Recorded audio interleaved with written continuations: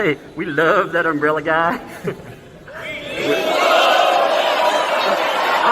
All right. Thank you. I'm calling from Los Angeles, and I'm having a little problem under the name ThATuMBRELLAgUY. I sent him my phone number at least 20 times in the chat and told him to call me. He ignored me. I'm a man. I filed the report. If you guys could take a look at it and give me a call back, I would love to hear what you guys can do to help us. We really need to kind of stop this guy at least until Monday. I told him to call me. I'm a man. Oh, look, magic rocks. Oh, God, back to the intro.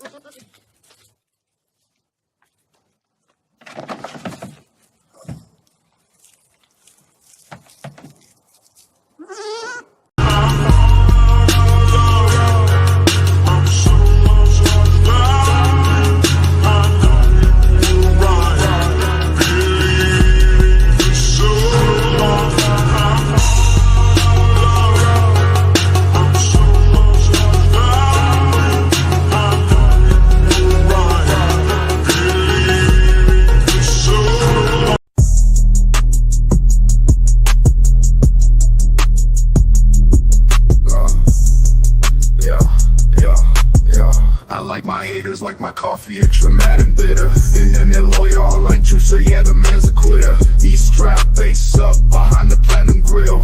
I style faceless, just spit these mic skills. And in the street killer, I will not be denied. That I'm mic'd up, I raise my head with pride. A force of nature cruising the whip, doing walk-bys on your boulevard. Face my verbal clip.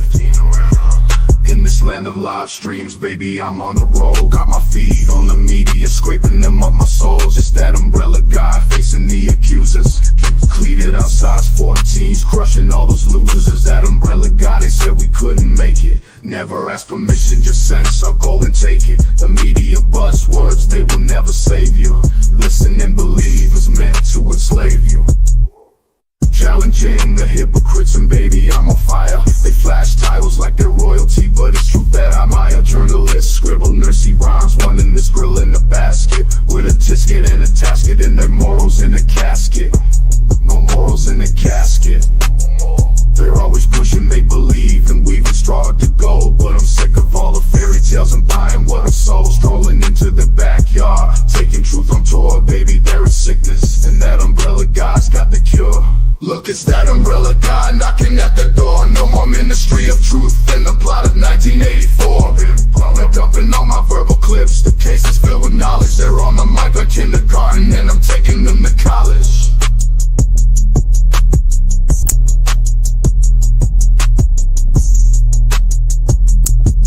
Why the mask, baby?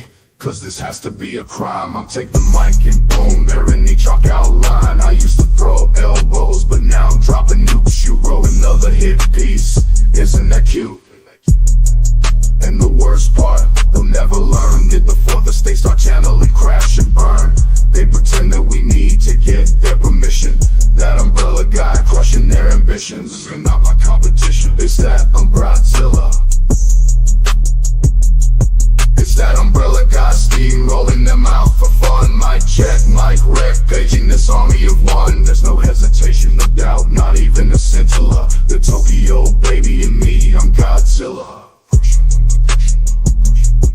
Crushing them like Godzilla, like Godzilla.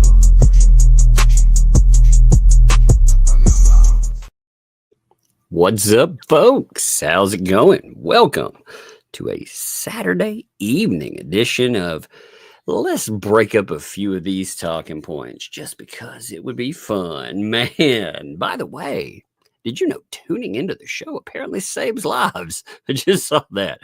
Wheezy Wells dropped one and said, "So glad I stayed away for your show, Tug, as I was charging something and it caught fire. You truly a lifesaver." That's right, man. That's right. You know, if you're setting out and you're like, maybe I should go to sleep, I'm tired. No, the show might actually save your life.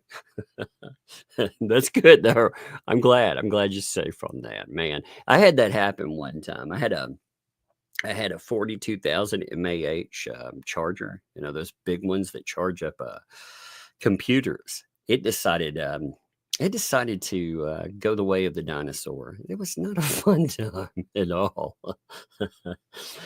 I used to get, so this is kind of interesting, I guess. I used to get product samples, way back when, before Amazon became so fraudulent with them. Nowadays, it's such a mess, you can't trust anything. But back in the day, Amazon, they still do give product samples to people, but they used to have, I'm going to say some standards to it. I'm not saying everybody that reviews products is shifty either. I'm not saying that at all. What I'm saying is companies and Amazon let people get away with stuff. But anyway, one thing I got interested in, and when I get interested in something, I get really interested in it, were rechargeable battery sets. Like you charge your phones with and laptops with and all of that stuff. Yale bricks. And it was fascinating when I first started getting them. You didn't get that many drop shipped ones. So you might have a defective one, but the ones that were out and out fraud, maybe 3 out of 50, which is still not acceptable, but still. By the time I was like, nah, no more of this, around 30% were just fraudulent. When I mean fraudulent, you break the sucker open and what was inside of it would be a lie. It advertises like how much, if you look at a battery charger, it'll tell you how much juice it's supposed to have. MAH, it'll tell you like right out, it says 10,000. Well, when you bust it open, it has rechargeable batteries in it, just regular rechargeable batteries normally. And they'll tell you how much MAH they each produce. So a lot of times you will have something listed on the outside, like 20,000, and the batteries can only do 10,000. And just the fraudulent stuff. But anyway, I got this one battery pack one time, and that sucker, it caught on fire. It was so messed up and poorly built that it actually caught on fire while I was utilizing it. That was not fun. That was not fun indeed. So I hear you about that. Oh my God, man! I've been watching some of the. I've been catching up on the talking points with the ecosystem, all the Bruce talking points. And I'm not talking about the Bruce is a great lawyer, blah, blah, blah, blah, blah. None of that. I'm talking about them not understanding the basic fundamentals of a case and thinking certain things are still out there. Like for example, one of the documents we've not yet gotten to talk about, and we will talk about, was the document. Let me see. This would be number 123. This had a lot of the excuses. Now, remember Bruce, by the way, right now, he has until the 8th to file something talking about how, why he wasn't there. Show cause, right? The only thing about that is, they keep saying, well, he's going to get to expose Jeremy. Here's the problem. He already put in writing what his problems he said were, why he couldn't go. So if he goes in and he makes a bunch of other nonsense up, that runs the chance of causing himself even more problems. If he's like, that guy over there, guess what he did? Well, yeah. Like I said, the problem is he already made filings. But there's this fascinating thing. These people are so dumb. They don't understand any basics to a case. Like, for example, let me show you this. This is document 123. Okay. Now, in document 123, you may remember this document. This was a motion to vacate consent from magistrate or to magistrate, aka they wanted to get rid of the magistrate or the judge. Remember that, right? I'm sure we have not read this document either, which we need to today. This is, you talk about desperate. Like going back and looking at some of it, it's amazing. But BBB, like I said, what's he going to file? He can file something crazy and rambly, but it could cause him more problems than not. But they think that this is still on the board, right? 123, they think, oh man, that's still in play.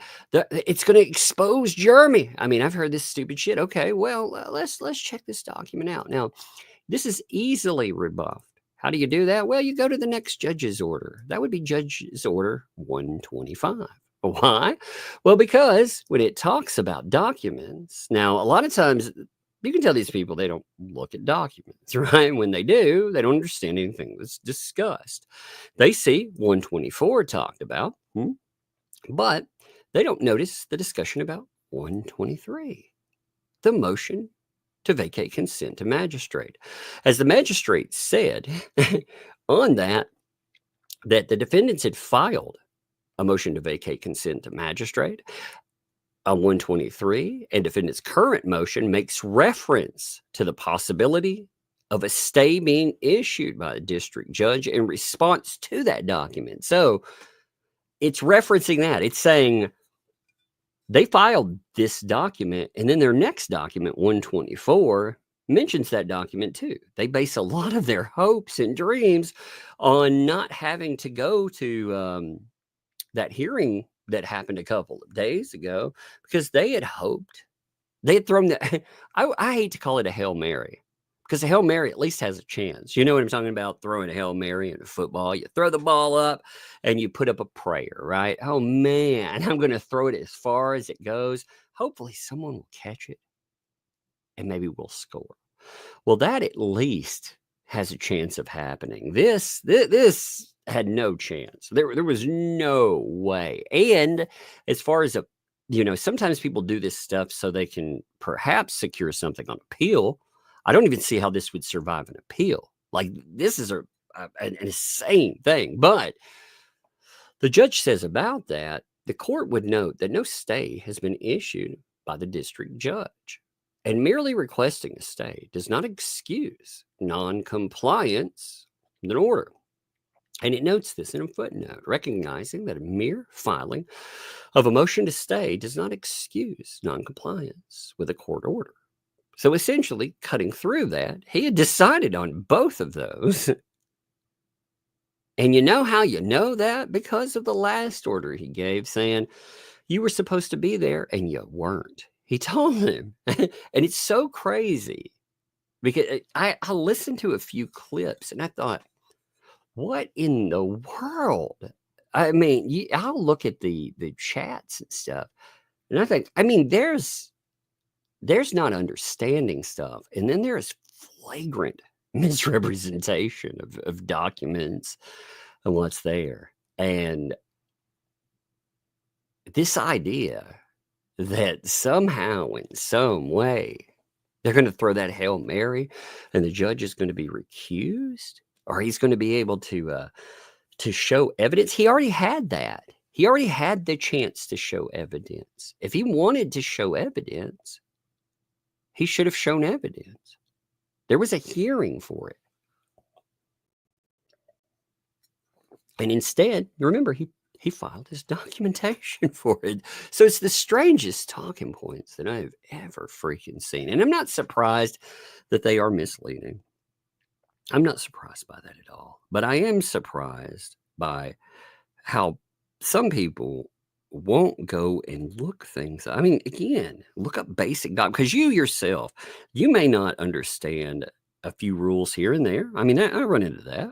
I'm not an officer of the court, so of course I'm going to run into stuff like that too. But you'll understand most things that you run across if you spend any time looking at it. I'm sending a document to me. I want to show you a post from today too. Give me 1 second. I got to send it over. I forgot it was in my title. So I thought this was kind of fascinating. There's a little, I guess, salt over losing. And that was, it was kind of interesting. So let's check this out together too. There we are. Just give me 1 second. I'm filing it up. My computer right before this, by the way, crashed out. I am definitely going to have to replace this stupid thing. I really don't want to have to, but I'm going to have to. Now, we got remember now, if you look at this on Facebook, why does this page matter, by the way? Well, we know exactly who runs this page now. How do we know that? Well, because of a protective order. Remember the protective order hearings? Remember the violation of protective order hearings? Well, violation of protective order hearing number 1, it told us that this, after some lies, after they were actually smoke screened out, we found out that this was her. We for 100% no, this is her place. She said, by the way, she's going to start posting over there and more, which is interesting because she's still really behind some of the weird stuff she posts, man. You know, I mean, look at this. It's a little dated, but still, I mean, look, she's like, given to me by a very honest and sincere man. It's too late this time, but please think about what's being said. The end is in the comments. So there's another side to this too. This is terribly shy. By the way, post your whole fucking letter. Come on, man. You know, terrible cutoff on that. But it's really funny. It's like you got one of the lowest vote ratios. And of course, there was a post about that too, pointing at other people with all of the lies and the misdirection. It's like you have a PR team that runs 24/7. And I thought you told us, by the way, that Jeremy Hales was hated in Otter Creek. That's what they tell us all the time. He's hated. Remember all the stuff they said? Everybody blames him for everything under the sun. Well, if that were true, then why can't you get those numbers up? Both things can't be true at the same time. Maybe people have heard about the wildness with the protective order and the craziness, and maybe they just don't want to deal with that. Maybe they don't want outsiders in. I don't know. I mean, but of course, it's all blamed on Jeremy. But I saw this, and this is a fascinating little insight to it. The post, because it's so. I don't want to just conspiratorial, you know. You can see the why are we here? You know the answers. As you hopefully know, Otter Creek Council elections are close. The 1st of April. Have the politicians cornered you yet? Beware of strangers bearing gifts. This is so weird. Did you get your little visit from the pretty boy blondie blue eyes all smiles? What the fuck? I feel like my tinfoil hat fell off when I'm reading this. Excuse me. Telling you how great of a job he's doing, then telling you to vote for him and his puppets, and don't vote your full 4 choices. Would you really vote for someone who would want you to give up your rights? Everything he tells you is what he thinks you want to hear. That's how he operates. Just go to video and listen to all his baloney. He's insincere. He's untruthful. A few things that have happened. 1, in the past 14 months, he has canceled 7 town hall meetings. Now ask yourself, why would he do that? It was now, again, and you can hate whoever's there, but this stuff gets funny. We'll get to the back of it. This is where it gets really funny. Now ask yourself, why would he do that? It was fraudulent. It was unethical. It showed a complete disregard of the residents. 2, in the last year, everything was all about getting his RV business up and running, including major water expenditures. You remember, by the way, there was a discussion about water. Remember Otter Creek pipes and water? You remember that being a talking point? And I remember people trying to pile on to Jeremy Hales and saying, like, that's just some weird talking point. You remember all that? I mean, when I started looking at 2-inch pipe and all of that discussion, you had all these idiots being like, oh, he's just making up stories. There's no conspiracy. All these people are talking about water and water plants. And, you know, again, they want to talk about water and shit. So is it all conspiracy? Is there, I mean, come on. You know, you can't have it both ways. And again, I'm not saying that any of this is true or not true. I'm just saying you can't have it both ways. Either there is something going on or there isn't. But including major water expenditures for the sole reason of increasing water to Glowing Palms RV trailer park. Most of the things he does is for the advancement of campground RV business. That big expensive open house at the water plant last month was no more than a campaign rally for him, and the boys all paid for by you. Number 4, don't forget the flashy brochure featuring the gang of 3. Notice how they are running as a group. Very weird and not independent persons. Who do they represent? You or Zim Zam? Zim Zam. We all know they are yes men. Zim Zam. Well, why would he tell you to only vote for 3 when you will have 4 choices?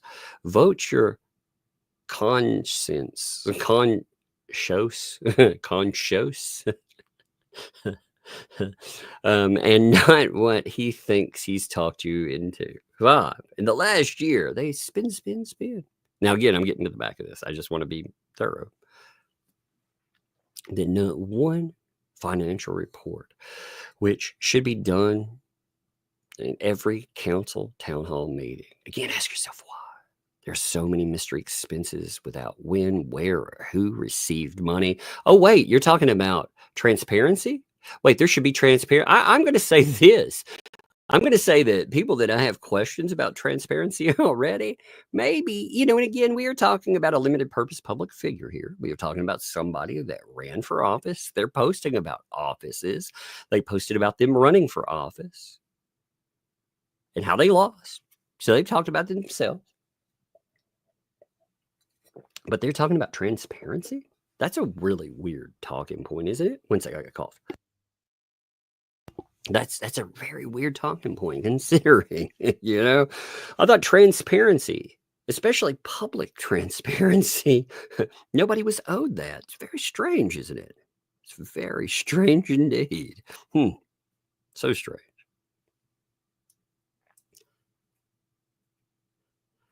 Let's see, where were we? Transfer. Oh, ZZ comes with a lot of legal baggage, assault, theft, a few others that are too embarrassing. If you look it up, it's a matter of public record. So then they start getting into the look. The let's change the mood. Stuart is an upright resident of Otter Creek. He's smart. He cares about businesses, residents, both young and old. Stuart's common sense. He is truthful and respected by all who know him. He has council experience, honorable man, Russell Meeks has served Otter Creek as a councilman for many years. The mayor provided strong leadership roles.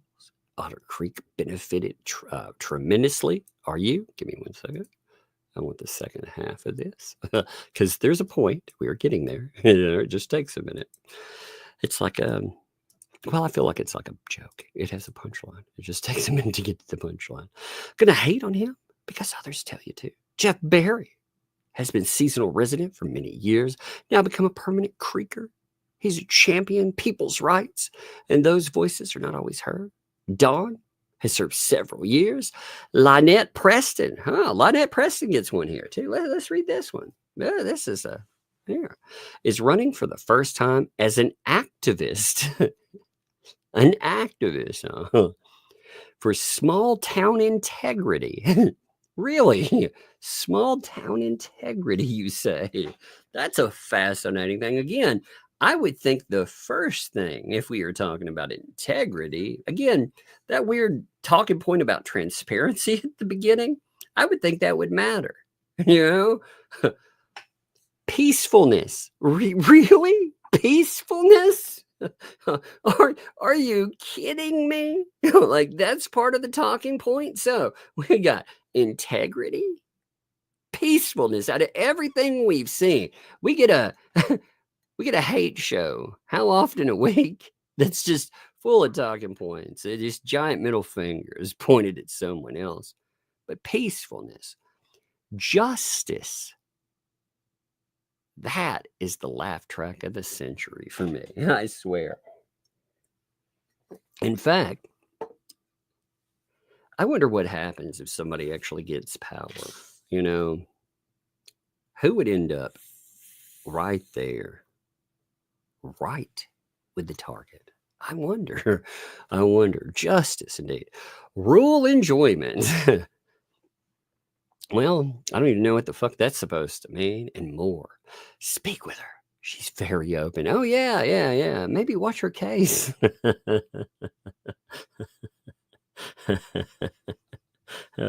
What is this? This is a post from LMNOP. This is her. She decided to post on her her standing in the truth, right? Saying that somebody wrote a letter to her talking about this is a little late. It's a little late there, but so this is her posting. Okay, just to know, this is off of her Facebook.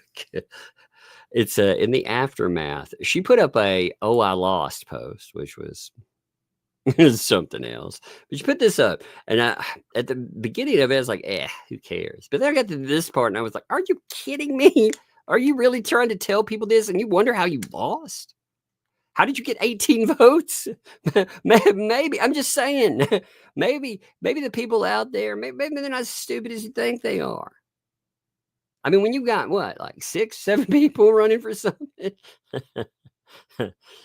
when you've got a pretty damn good chance at winning, all you have to do is, well, just kind of be seen as a decent person, and you come in almost last in the running. What does that say? I wonder. I'm curious about that. But her beliefs are never be afraid to raise your voice. Yeah, I'm going to say that. There's definitely a lot of voice raising. I'll give you that. I've heard many a recording where voices were raised. I don't know if that's a good thing, though. Screaming loudly does not mean, and it says for honesty. Oh, okay. That's interesting. Many changing tales, but okay. Honesty, truth. Okay. Compassion against injustice and lying greed. Oh my God. Let us get real. Let's keep Otter Creek, not Otter Creek. Like, what's his name likes to refer to us as. See, you got to have that shot at Jeremy. They're just going to stick in that craw, losing that election.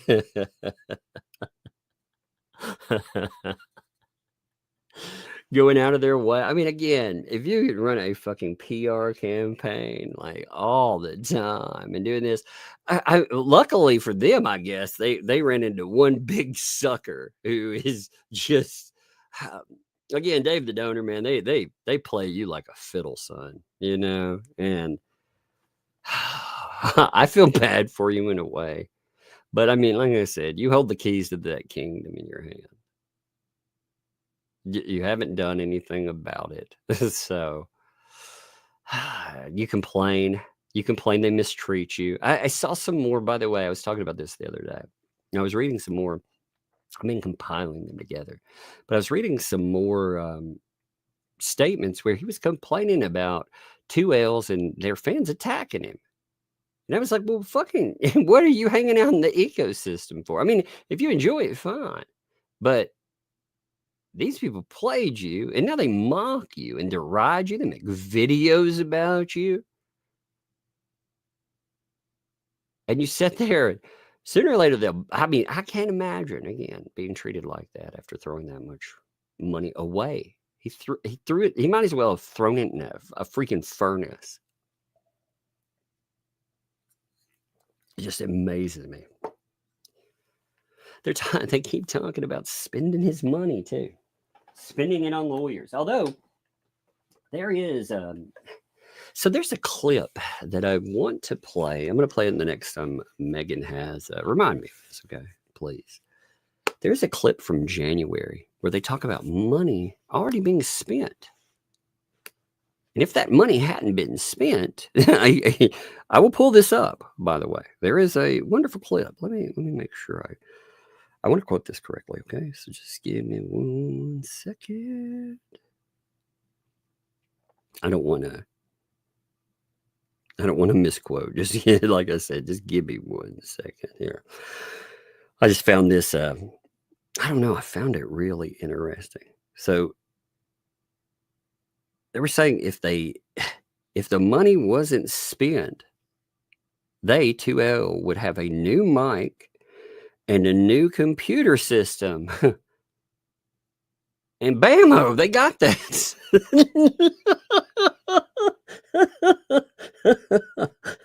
there's a clip somebody sent me. I was like, what? So I have no idea what's going on with money over there. I did find that almost like a giant middle finger, though. Hey, if we had any money left, we buy new computers and microphones. Oh shit. It's almost like, I mean, it's like, it's like their audience gets gaslit and they come back for bigger helpings. It's amazing. It's amazing to me. They also say the dumbest shit ever. Again, Jeremy mentioned today, and I've seen the screenshots of it. You know, you had Bruce say he quit the case, right? He was out, and you had as part of that.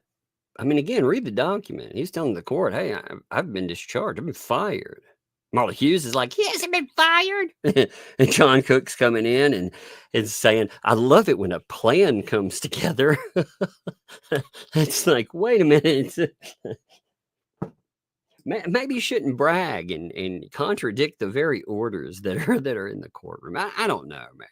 These people blow my mind sometimes. Until it's decided, maybe, just maybe, you shouldn't contradict what is already in the docket. Now, the other day, we started talking a little bit about, again, give me 1 second. We started talking about 123. Now, these are the excuses. Like, I don't see how Bruce, he could theoretically go outside of these excuses, but he's already posted his excuses on all the reasons why he wouldn't have been there. Remember, the judges told him, you have essentially, 3 days now to file something to say why you weren't here. Now, I figured we would get that, but then again, at the same time, Bruce didn't file something else. I'm wondering if Bruce is feeling defeated now, honestly.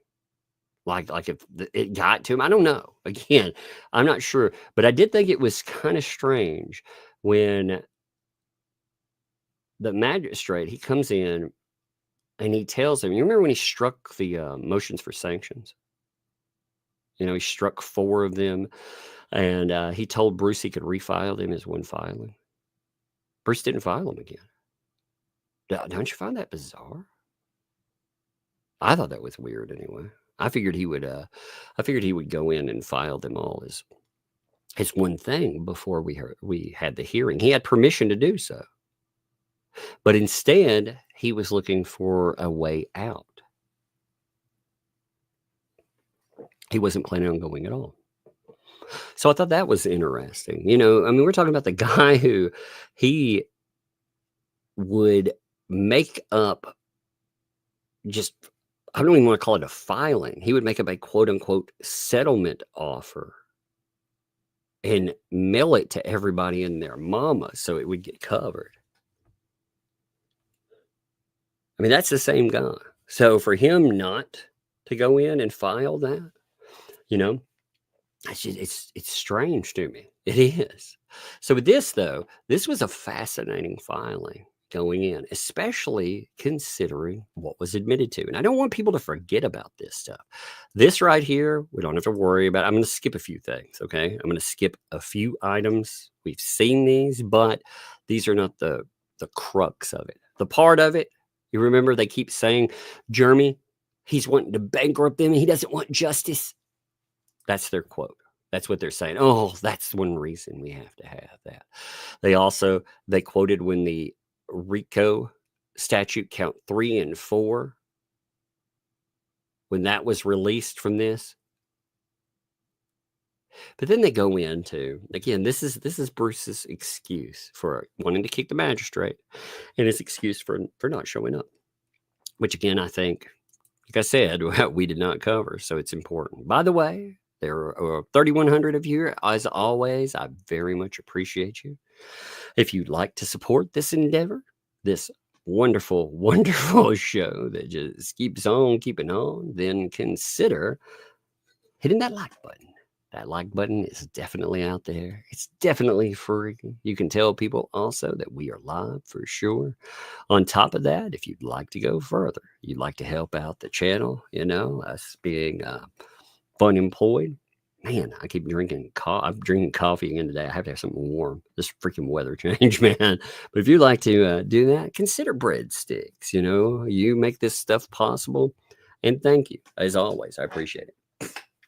So, he tells them, though, the magistrate has ignored the plaintiff's above quoted admission of abusing litigation to inflict financial burden, although it was read aloud in front of him. Now, this is fascinating to me, considering we found out during the hearing that Bruce was supposed to be at, that the magistrate actually got to hear about how a lawyer on this case, they complain about the actions of Jeremy Hales, a litigant. But you got to remember, an officer of the court, they are held to a much different standard. I can clear my throat one more time. 1 second. Excuse me. I'm not going to do that on the microphone unless I have to. So I do apologize for muting you out for a second, but I can't stand when people do that. I think it's fascinating, though. Like I said, they complain about this. And yet, remember, an officer of the court posted, give me 1 second, this. I'm going back to, I have this bookmark, so it's actually easy to hit. This is on Megalodonus's, if you really do want to see this. This came from a Shara conversation, but this is also still posted. It's posted in Shara video, which I need to write down. We still haven't covered that. That's very annoying. We really need to do that. And it's posted also on Megalyn Fox's, on her timeline on Twitter. You can see he noted straight up that he wanted to destroy Jeremy Hales legally, which, like she says, those two things, they don't come together. They are not one idea, destroying somebody. And legally, well, isn't that the very thing they complain about? And then he goes on to say, I want to destroy this man's YouTube empire. So he's made it very clear, like his purpose, his point is to destroy Jeremy Hale. So the complaints here are just fascinating to me. And that came up, and he did not. Here's the kicker to that. I want you to really understand in that too. If he would have shown up at that hearing, he could have made whatever excuses he felt like making over it, but he didn't. He didn't show up. So when you get to present little nuggets like that, and you get to present them solo, that says something, especially when the other party doesn't show up. What that looks like is an admission of wrongdoing. That's how I would take it. If I were the magistrate, I would take it as an admission of wrongdoing, Like all your excuses about, I got to drive my kid to band and all this stuff. I mean, come on. But he's not addressed the issue of whether the extortion label was purposely misapplied to influence the exercise of jurisdiction. He's complaining about perjury because of online posts that Jeremy Hale said exist, calling him I'm going to call it a PDF file, which there are indeed items calling him a predator. That is very easily proven. Bruce's talking point here falls apart at the first examination. Like, this would be something that you could easily destroy. And remember, the magistrate kept saying, this should be cut and dry. You have one plaintiff, two defendants. It's whether, did they do it or didn't they? That's really a defamation case. Did they do it or didn't they? And there is a lot of proof that they did. So, and again, those kind of claims. Whew. But the immediate reason for this motion is the extraordinary circumstance that the undersigned validly fears being arrested by the magistrate during an order show cause. Again, April the 3rd. This is why he's telling you he wouldn't come, because he was afraid he'd be arrested. This, coupled with the fears of threats for the plaintiff's followers to show up in Pensacola to see Deuce Foreskin, the anti-Semitic nickname ascribed to the undersigned by the plaintiff on YouTube, be arrested, as the plaintiff has been promoting ever since the magistrate's order was issued. The fear of arrest stems from the magistrate having threatened the undersigned with arrest prior to the plaintiff's live depot, December 19th, which he's going to discuss in a second. You're going to enjoy that. And videos, which, again, we got to this little part here. I'm giving you like a real brief. We only got a couple of pages through this. So he tells you, he describes 96 to 118. All right. Now, I'm just going to give you a little blow by blow for this so we don't have to read through all of this here. 96 was Randy saying, hey, look at these actions this idiot right here has done. This goes against everything that you've said. It was a smart move by Randy, to be honest, because it complained about everything that had been going on. We've been saying he should do that for a long time, and he did. He absolutely opened it up, and it was good. Magistrate immediately issued an order to expedite. 97. Then he talks about in 98, hey, you need to come in here on April the 3rd to talk about whether or not you're going to lose your pro hoc vice. Now, this again is talking about that order. Like I said, I'm this 20-something pages. That's why I'm going through it this way. You should read this at your leisure if you feel like doing it. So, Order 98, I love some of his whining. Order 98 explicitly preempted any request to make hearing remote. He's like, you made me come. You're going to make me be there. And the judge, the reason he wanted you to be there is because he's going to freaking sanction everybody. I mean, that's what we know. We knew it before. But hey, I didn't know who would get sanctioned. I thought the decision was not fair. There was an explanation for the filings, but the judge didn't want to hear it. The judge, it's his courtroom. He can do whatever the fuck he wants there within the law. And he didn't like the excuse. And again, he wanted to. So Doc 100, that was Bruce filing saying, I want to strike that or get more time.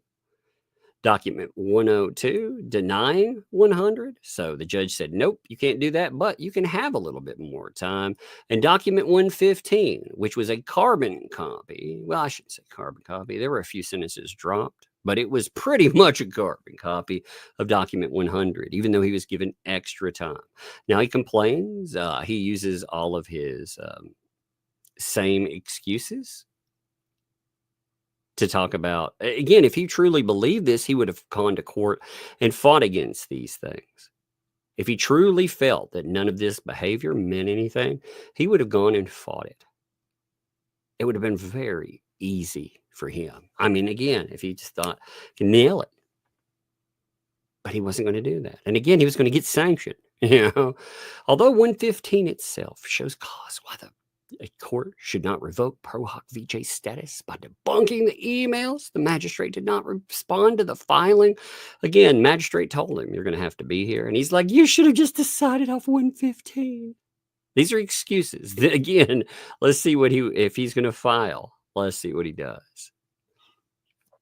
Having until then chosen not to multiply proceedings by filing defendant motions for sanctions, the undersigned felt it imperative to alert the judge to at least some of the issues with the plaintiff's counsel. So he decides he's going to file, and he leaves out one because it wasn't in the decision. He filed 104, 105, 114, 116. Those were decided on. The judge struck them all. Then you had a motion that included sanctions on 117, which is still open. So he's admitting that because I was told no, and I was told it didn't get thrown out, I decided I was going to launch all of these docs, and it pissed the judge off. That's why he lost his shit. Right here. Bruce, good job. That's why he thought he was going to go to jail, I'm telling you, because he thought he had gone way too far. However, the magistrate did respond. The undersigned filed a motion to dismiss and for sanctions, Doc 117, based on nearly 40 emails. One day we'll look at that too. He was supposed to file. I didn't want to read all of those to you because I thought he was going to file another fucking motion. I figured he would. He had permission. The one document, this blows my mind. The one document he had permission to file, he didn't. All the other stuff, like, think about that. The judge told him, you can file this one thing, and that's the only thing he didn't file. I mean, my God. It's just wild to me. Like, that is one heck of a way to defy a judge. Yes, you may file this thing here. No, judge, I'm going to file this, and this. It's like, what are you doing, you idiot? Oh, my God. Anyway, based on 40 emails over the course of litigation, which he threatened, insult, and or falsely accused the undersigned about everything and anything he could use to vex the undersigned, wait as much time as possible, and multiply proceedings. Oh, look. YouTube. And again, he whines about 85 and 86 in here. Well, okay, Randy got sanctioned for those. You should have just gone in and taken your licks like a man, but instead you didn't. Almost immediately after this motion was filed, the magistrate issued a rage-filled order. That is Bruce's description, by the way. Rage-filled. So even this idiot picked up on the vibe there. Creating an alternative impetus to proceed April 3rd, regardless of the baselessness in Order 98. Again, he's talking shit to the judge. He's saying your Order 98 was baseless, striking all 4 motions for sanctions, saying, hey, that all should have been one motion, falsely equating both counsels for abusing it. See, he's like, I've never done anything wrong. If you thought that, again, man, if you thought that, why didn't you go to the court and talk? See, Randy was put in a really shitty predicament in the fact that he was the only one there to face that wrath. And like a DUI guy said, Randy was there. That's the biggest part. You take your medicine, I don't know if I've worked at places where I've had bosses that were 100% wrong. And I've had to decide, am I going to deal with what's there or am I going to leave? Now, I had the luxury of that. They don't have the ability to fine and potentially incarcerate me. But even if I'm in the right, and I think I am, you go in, you explain it the best, and you just take your lumps. And you move on with life. They didn't. So preordaining the imposition of Rule 11 sanctions on both counsels based on past filings the magistrate selected and now deemed frivolous post hoc with no analysis and a prohibition on any responsive filings. I actually think, you know what? I didn't ever think I would agree with Bruce on something, but there you go. I agree with that. I believe that was the wrong way of doing it. I do. And again, it's not, I don't get to have an opinion on way, but the judge just randomly picked out a few documents and he was like, this document, this one. And the reason he did that, he wasn't doing an exhaustive study of what was there. I believe his mind was made up and he was going to find people regardless. He was making a show of it. I don't, that's not justice. I realize he had some other reason for it to control his court. I get that. But what he based that on, I don't think was a just cause. I do not think that the documents that he pointed out, again, he said Bruce had not followed the correct procedure and the judge would not have allowed that to go through. Well, you cannot, you can't, as a lawyer, have that expectation. You have to file documents as responses. You have to, because I've seen some judges, and again, I'm not talking about this judge, but I've seen some judges that are absolute morons. And you need, number one, your job is to protect your client. You protect them from anything, including the idea that the judge has no idea. And if they make a terrible decision based on that, you have something that you can bring up on appeal. If you don't make that point, then you're probably not going to be able to bring it up on appeal. Remember a grudge judge, for example. Look at everything he did. You see the way that they had to go about countering the grudge judge. And look at how long it took. Look at how he struck down filings, but they still did it. They still filed them. They filed responses to other shit too, even though you knew it was 100% wrong, because you have to. So again, and again, that's neither here nor there. Randy, again, would not say any of this. I don't speak for, I'm sure, you know, he's a professional. But I think it was really unfair that he had to eat shit that day by himself, facing the judge's ire for close to an hour. Man. And D, a warning, he would impose sanctions for any filings prior to April 3rd deemed non-emergency. You know? Let's see what he says on that. The order are a triple whammy on the undersigned, who represents the indigent defendants pro bono, regardless of the outcome of 96, because it's going to cost him to go. He's got 3 days lost from his law practice like last time. Again, last time was your fault, you moron. And just like this time, dude. I've been sitting here for months telling you that you got to act a certain way, Bruce, and you think you know better. And again, there are certain aspects in law I'm sure he knows better on. I'm sure. But this is just human behavior. I think one field I feel very, very good at talking about is human behavior. So, and we all know how judges, again, they get to a certain level, especially, you better respect them. You respect that position. You don't have to respect the person. You respect the position, especially as an officer of the court. Like me, man, I had to go into court before, and I mean, some of the stuff these judges, you're like, these judges are fucking idiots, you know?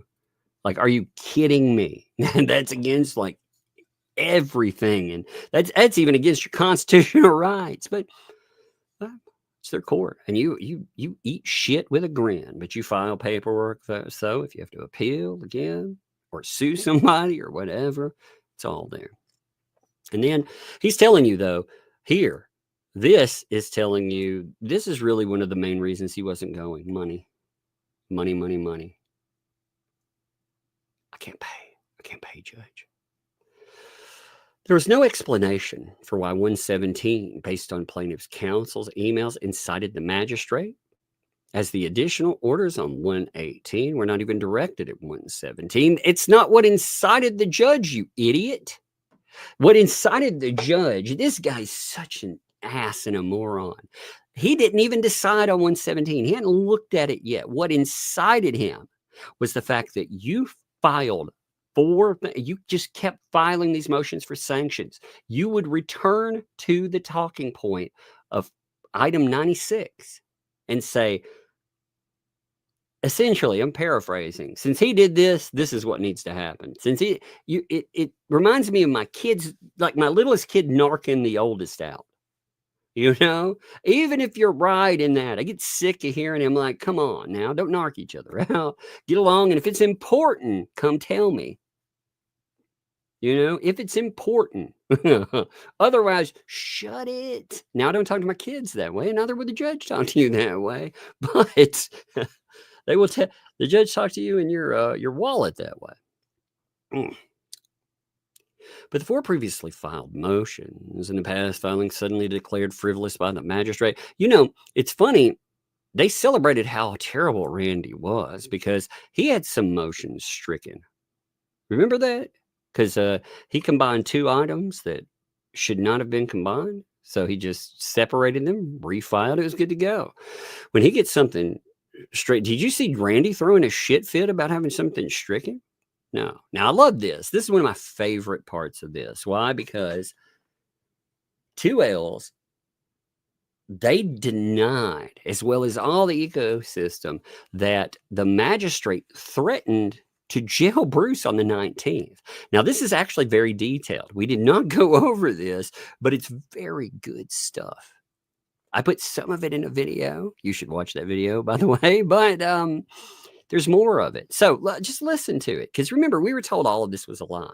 So the undersigned's fear of being arrested on April 3rd stems from the magistrate having previously threatened to arrest him on December the 19th prior to live 2-hour re-depo of the plaintiff ordered by the magistrate. That's way back in Doc 43 to occur in Pensacola after a remote depot was terminated. Again, he blames it on everyone but himself. And the judge said everyone was at fault. That's where Judge Potted Plant came from, remember? In his reception area. So they're in the reception area for the judge on December 19th. The magistrate said to everybody, you notice, this is everybody there, I'm warning you.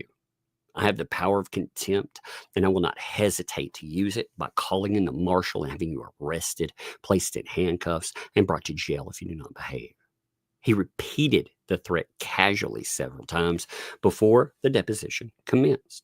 The threat was outrageous and unwarranted, and based purportedly on the magistrate's unjustified belief that the undersigned's conduct in his own remote depot on the plaintiff on December 2nd equated to that of the plaintiff and his counsel that led to the undersigned's termination of that depot. So he's telling you, look, Bruce, you've acted like a jackass through it. If you want to see how bad you act, go and look at Amanda Martin's depot, read your part, and imagine Randy did it. How would you react to that? You act like an absolute jackass through it. And it got you in trouble. And you just can't admit it. You will never take problem. That's your problem. That's why you keep digging these holes. You eat humble pie, man. You eat it and you're like, this is the best tasting stuff I ever whiffed down. You're going to do it sometimes. So he drew this false equivalency. Even though the plaintiff's counsel hadn't sought an order or even asserted in any filing that the undersigned had acted improperly, the magistrate's false equivalency of the undersigned with the plaintiff and his counsel was employed sua sponte, evidently to justify ordering a live depot in his courtroom. Look at him throwing his fit. Again, I'm not reading all of the dumb shit through here, you know? And it's weird. His recollection or description of what a document says is so strange to me. He tells you too, this was fascinating. Instead of, again, eating humble pie, he was like, the undersigned in 27 years as a litigation lawyer in the state and federal courts was never before accused in writing by a judge of acting inappropriately or unprofessionally in a depot or proceeding. The undersigned did not do so in this deposition, notwithstanding the magistrate's false equivalency. Indeed, expecting in advance the plaintiff's aim would be to provoke him, the undersigned prepared to, and did remain patient for the entire bullshit, you liar. If that's patience, sir, you went out of your way to provoke Jeremy. Come on, just admit it. I mean, they're fucking lawyers. You know, most lawyers are scummy anyway. Admit you're a scummy lawyer, man. Shit. It's a profession full of scumbags half the time. You know, there are a few lawyers that are nice, good, but even the good ones will fuck you up in a heartbeat because they're there for the best interest of their client. If they think that pissing you off, making you lose your cool, that's part of it. And it is sometimes. If you have somebody, like, again, you know what to ask an LMNOP, for example, or a John Cook. You know exactly what to ask them. How. It doesn't even have to be rude about it. You just know. That's what they're paid to do.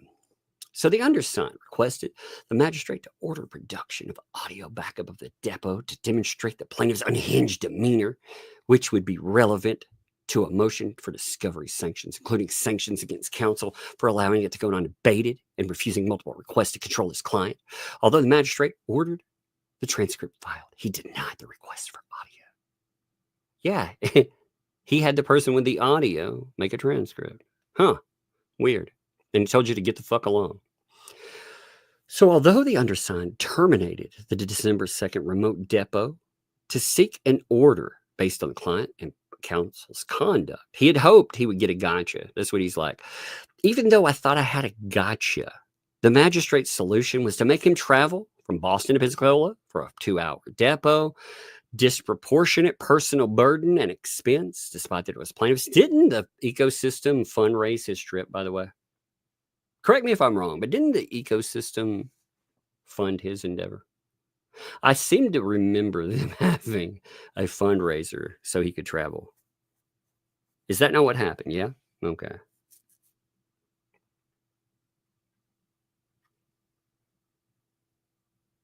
For those hard of hearing, could you please not whisper? It's actually, what I'll do is I'll turn my mic up just a little bit and catch things.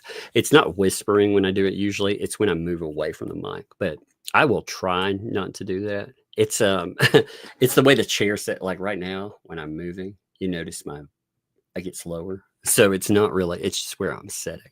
I usually lean forward a little bit toward the mic, but I'll try to be cognizant of that. Thank you, too. You know, again, some of it's not every now and then I will throw something, but a lot of times it's just where I'm sitting. So it's Doc. We're not going to go over this, all of it, but Doc 43. Look, you know, when he color codes, he's like, "Oh my god," and he goes through all of it, puts it in a Google Drive, and throws a shit fit. And the judge, it's already been decided. Doc 43 was already decided on. That's the thing. He's still going back all the way to Doc 43. And this was in Doc 123. All right. That's what I was telling Megan today. I was like, you realize that when Jeremy's depot came up, you all remember that, right? You realize that that's closing in on 80 filings ago. That's crazy, isn't it?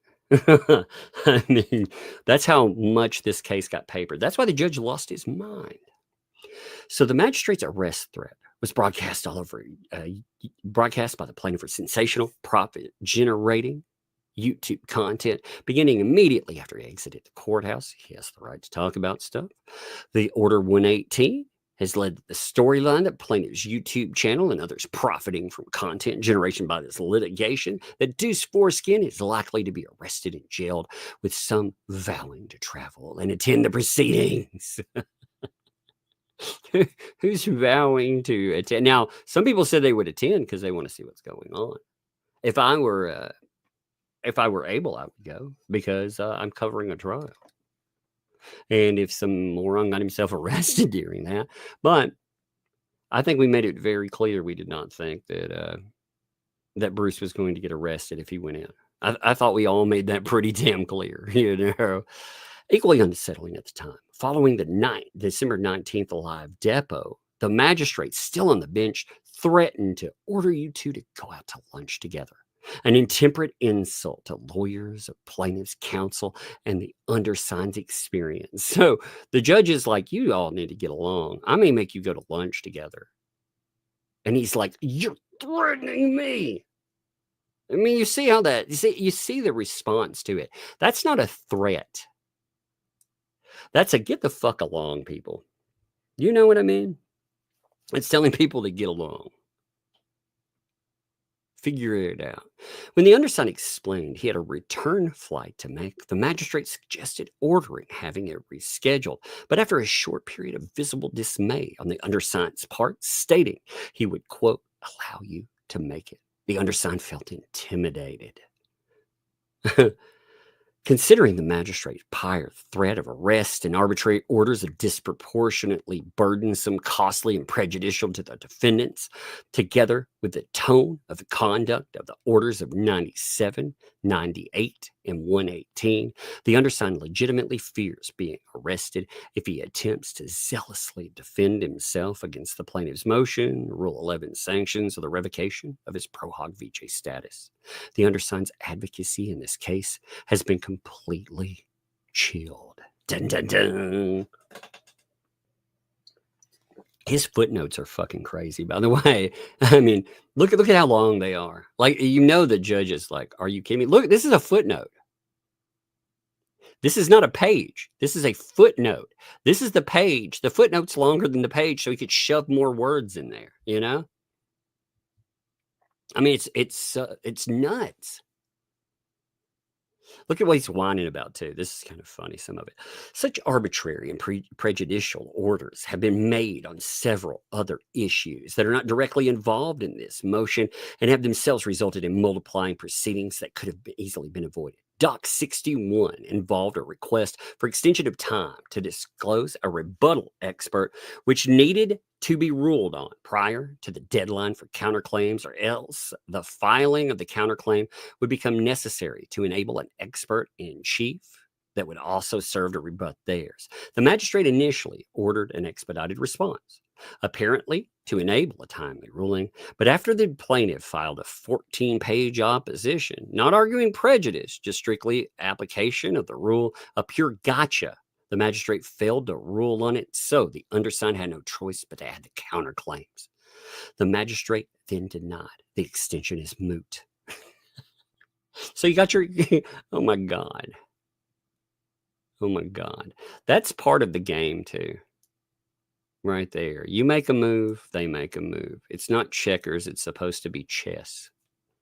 That is. That's the thing. The law, unfortunately, I wish the law was just cut and dry, where you and I could go out there and we could say, hey, I'm in the right because X, Y, and Z happened. But unfortunately, you got to get to that point. And to get to that point, you need somebody that is not just proficient, but really an expert. Because if you have an expert that can dominate another person, well then, that's why you pay them big money. Document 66 overruled discovery objections. He's complaining about that still. With no hearing necessary, despite the counsel having been ordered to hold a telephone discovery conference following the filing. I mean, he's bitching about freaking boilerplate. This is about, that's that far back. He's complaining about something that happened over freaking 60 filings previous to this. Think about that. Doc 53, due to the plaintiff's counsel having refused to do so prior to filing the motion, in 53, the magistrate stated that the parties are unable to resolve their issues raised in the motion. He had already ruled on this, by the way. He ruled on this shit. Counsel should expect having a hearing. Now, again, this was shot down. And the judge, Doc 66, this was something the judge was going to take him to task over. The discovery in question involved the plaintiff's demand for 5 years of the defendant's phone records when the undersigned sought reconsideration in light of having relied on such should expect a hearing and maintaining objections. The magistrate denied it. See, okay, this is Bruce making an argument right here that I just made for you, okay? You don't assume anything. See, Bruce just said, I assumed with my boilerplate objections that we were going to have a hearing. Well, that's your bad then. That's exactly what the argument doesn't work for Randy. When he's like, hey, I assumed this guy filing this moron of a thing, I have to respond to it. Well, Bruce didn't. And now he's whining. I couldn't get my stuff there. That's his bad. That is his bad. That's exactly why you file everything. Ignored the substantive objections. Instead, he argued with the judge. He decided, you know what I'm going to do? I'm going to argue with the judge afterwards. Ignored the substantive objections and legal authority, briefed an explanation of the hearing, and reverted back to the boilerplate objections served when the plaintiff's counsel was refusing to confer. If plaintiffs are now suffering consequences because of that poor decision, then they have nobody to blame but themselves. He's quoting the judge there. He got called out and he didn't like it. The motion for reconsideration has now resurfaced on 118, deemed frivolous by the magistrate to justify. So he's mad. They celebrated Doc 85 and 86 getting taken to task. He wanted that, but he doesn't want any of his older documents getting taken to task. I see. So it's a gotcha if it happens to you, but it's a-okay if it happens to the other party. You either eat shit for it or you don't. And you made him mad with it. Then he goes for this summary of the case. Now, let's see if there's anything interesting in here. We know this. We know the public figure stuff. We know this, the breakdown, the affidavits. I'm just seeing, okay, he brings up the extortion claims and allegations of child predators saying, oh, those are false filings. You know, these are arguments he's made 1,000,000 times. Plaintiff's admission during a December 19th live depot. This is again him trying to, this has already been discussed by the judge, but he keeps doubling and tripling down on it. Dismissal of extortion. You've already heard that. 12B motion, terse denial 6 weeks later after show cause order. We've already heard about that. I'm just making sure everything's included. And then I want to show you the other excuses. Like these are all, this is him breaking down the case, which the judge knows this case by number, he said, you know. The magistrate's inconsistent and arbitrary orders on local rule 7.1c. He's talking shit about the magistrate too. Look at that. He's like, magistrate, you're inconsistent and you order arbitrary items on 7.1. The magistrate is ordered, look at this, it's an attack on the magistrate. You, judge, have enforced or disregarded local 7.1c certificate requirements arbitrary and at your whim. Like, again, you take away magistrate and his, they're talking about the judge right there. Local 7.1 is a gateway to literally every motion other than dispositive to open or slam shut as the magistrate sees fit. Being unable to rely on its consistent application causes prejudice and uncertainty, especially when opposing counsel is exploiting rules as a legal strategy to overcome the lack of substance of actual legal claims. I mean, he's taking shots at the judge here. Why would you think the judge is pissed off and you're filing after the judge is like, get your ass in here with your checkbook? You think talking shit about the judge and his decisions, you think that's going to be smart. Oh my God, Bruce. Like, this is a meltdown of epic proportions. You know, this is an absolute meltdown. Look at this too. Look at him whine. I love this stuff here. This litigation extraordinarily is quote unquote made for YouTube by a celebrity suing his private, poor, bad neighbors on contrived basis to generate compelling content for his channel, What the Hales, rather than existing in obscurity on Pacer. I just thought you just said he was a YouTube celebrity. If he's a celebrity suing somebody, why would this exist on Pacer? You know, what he's saying is this should not be a known lawsuit. Why?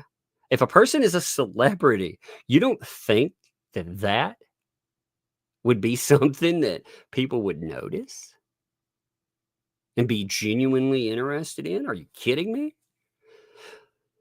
It's so ridiculous. His own argument shoots that down. Oh, the parties' filings and the magistrate's orders are instantly and sensationally amplified to hundreds of thousands of followers on the case on YouTube channels profiting from the content. Fuck yeah, profit from content. By the way, if you like this content and you think it's funny that these people have to beg for fucking beans on the side of the road, then consider you breadsticks. I swear to God, man. Look at the meltdown about it. He's like, how dare they make the monies? I should make the monies. Oh my God, dude. Be better at it, Bruce. I mean, come on, be entertaining. If you want, as much time as he spent on channels too, why didn't he just open a channel for himself? I never got that. Because he wanted to seem like he was pro bono, right? And it's hard to make those claims when no beans on a breadsticks. That's funny. I mean, seriously, though, look at him. Why every time it's about these people do this, they cover the case. It's like, yeah, we cover cases, moron. The magistrate has been oblivious. The magistrate has no right to shut down coverage of a case. These items, they're on Pacer. Pacer is not, here's the thing. I fucking hate lawyers for this, some of them. Not all lawyers, but some of them. Because they think that somehow, in some way, that they're the only ones that they're supposed to be able to use these resources for. No, sucker. Any of us can do that.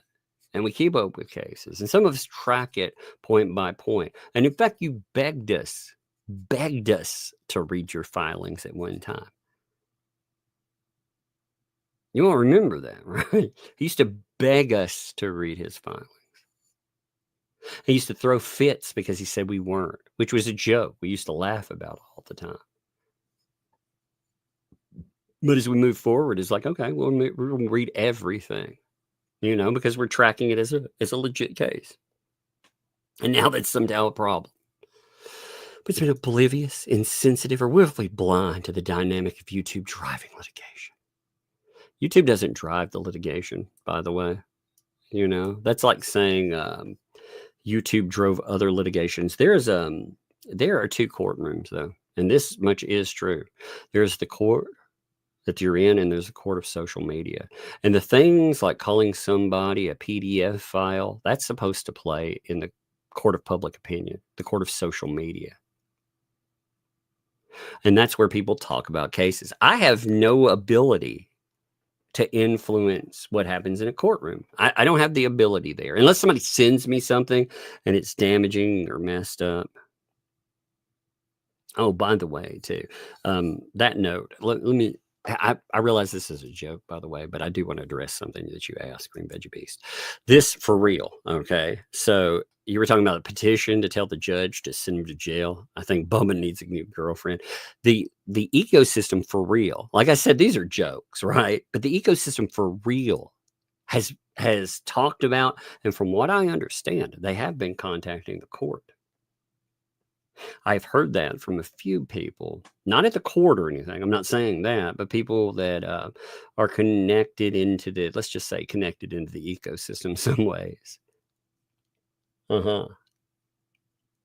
They are for real, legitly. Let me make this very clear. And I posted this too, because I don't want to hear any bullshit afterwards when they cause this issue. These idiots are telling people to contact the judge. You want to sour a case for your people? That's the way you do it. And again, that is not pointed at you, Green Veggie. I know you're joking. You're goofing off and stuff. But they for real, as the people on the microphones, were telling people to do that. Like, again, you joke about whatever. That's fine. As a person with a mic, and especially as officers of the court, when this stuff is happening, people have they have an obligation to set that straight. To tell people, and they've been talking about there's certain types of filings. I'm not going to use the technical name and just tell you this. There's a type of filing where you can put together something in support of a person, right? Now, you don't want to do this, okay? There very rarely works out. It's more or less a PR move. You saw it in the Amber Heard case, for example, right? When they put together all of these so-called experts and everything. Well, they kept talking about how the quote-unquote warriors... I mean, if we're talking about lifting spoons to their mouths, maybe they're fighters. But if we're talking about pulling out swords, yeah. I mean, come on. If you're talking about a fight right under the sneeze guard at your local fucking all-you-can-eat buffet, maybe. Maybe. I mean, when it gets into a death match at Hungry Hippo... I'm sorry, I can't help it. But no, I mean, warriors, oh my God. That cracks me up. That does. But for real, they were talking about putting in a filing like that. And Bruce was very aware. They were saying this while he was on there. I was like, are you kidding me? Because I heard them talking about that in a clip. And I was like, Bruce, you should be setting them straight, telling them, no contact with the courts, dude. There are very rare, like his settlement offer that he sent out to everyone, when that was sent in, like Shizzy Wiznut and a couple other people sent it in to say, hey, this guy's talking about the case outside of the case. That's okay. But nobody should be calling the court and harassing the court. And they're telling them to do that. And It's not hurting Hales. It's hurting them. Again, when they lose, it shouldn't be that way. Stop trying to hurt these people's case, man. Their case is already bad enough. You had a lawyer, again, in my opinion, that did real damage. Bruce did real damage, and they'll never admit it. But he inserted himself into this case, and it was very damaging. So they need to stop, man. If they want to cover a case, fine. Stop making up crazy shit. You can have opinions based on the filings, based on other things that go on, but you better damn well make sure that you have something that you can lean on when you say it. Like I said, I'm not accusing. I think Bruce is a bad lawyer. I can say that based on this. I'm not accusing Bruce of anything else. You know, I say I think that he wormed his way into this, and I do think, based on Stark's statements, that he was puppeteering. I very much believe that, but I think he's an ambulance chaser. I think he's a terrible human being. I think he lies a lot. You know, again, I can make statements like I'm based them on something. But I'm not saying, you know, like the stuff that's on the sign. I'm very careful. I don't want to give you an example, but you know what I mean. You know the kind of things that are written on signs. I'm not going to say that about a person. No basis whatsoever. It's ridiculous. Ridiculous. All right, let's continue. But provoking the magistrate with strategic inflammatory motions such as 96 has resulted in YouTube content beyond what a plaintiff could have possibly hoped for. Oh yeah. I'm sure Randy wanted to get fined $4,000. Now what he wanted was, he kept telling Bruce to act like a professional, and he wouldn't do that. In 2023, the plaintiff began targeting the defendants on YouTube. And to date, there have been more than 250 videos mugging, defaming, humiliating, and threatening, as the plaintiff writes the script on his YouTube live streams by pre-announcing whatever. How is that? Pre-announcing filings? When has that ever happened? He's told you now. Granted, I'm going to sue these people. Now, this is amazing. So it's gone from Jeremy's a liar and he will never sue us to he's pre-announcing it for clout and for clicks. Which one? You can't have it both ways, man. But it's like he writes the script and his counsel acts it out. I mean, this is ridiculous, too. Again, more conspiracy about Randy. This kind of stuff, dude. It hurts my brain, guys. It hurts my brain. I did this right here. Ozzy, by the way. Ozzy Alley, rather. I said Ozzy. Ozzy Alley.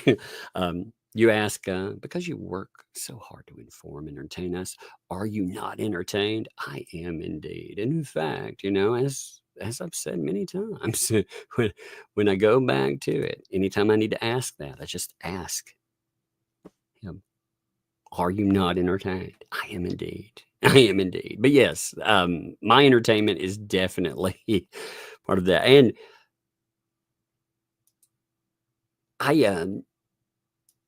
I'm amazed by this case. It's not even, it's some of it boggles my mind. I'm shocked by some of the stuff I see. Does that make sense? I mean, when you look at this case, are you not shocked by some of the things that happen in it? Like some of the twists and turns and craziness. Have you not been like, that's nuts. That's lunacy. I mean, what happened with, again, like the thumbnail litigation. Like, look at that. That whole thing right there was nuts. We have a bunch of letters sent out. And all of a sudden, you have, again, Jeremy, George, but you also have DUI guy. DJ Radis sued. Then it goes so far, it suddenly gets dropped. Bruce starts telling everybody, I can't be sanctioned. There's no way. DUI guy's like, yeah, you can. Then you have sanction hearings. You hear about the stuff with Stark telling you about how these Muppets have been operating behind the scenes. We have the blanks filled in by Shara. They complain that Stark has health problems. they want this paused. When it gets paused by the court, they go and file this stuff in federal court so they can't be sued because of it, or hit with sanction rather because of it. They say, oh, that'll stop sanctions. But now they've dropped part 2 and 3, which they added so they could avoid sanctions. I mean, again, oh my God, I don't even know. So like, I can't even imagine, like, I would understand this stuff. If I didn't track this almost on the daily, I would not understand this trial. It is too it's convoluted and complex, but it's crazy and entertaining too. It very much is. The one thing I do check in with, Jeremy mentioned this, so I guess I will mention this. I periodically will hit Jeremy up and see how his mental health is holding up, because I can see the cracks. And I want to make sure that and again, with that, George as well, I just want to make sure that they're doing okay. And even in saying that, one of the things, dropping them a line and just saying that, dropping a comment or something, that just tells them that, hey, get that you're a human being.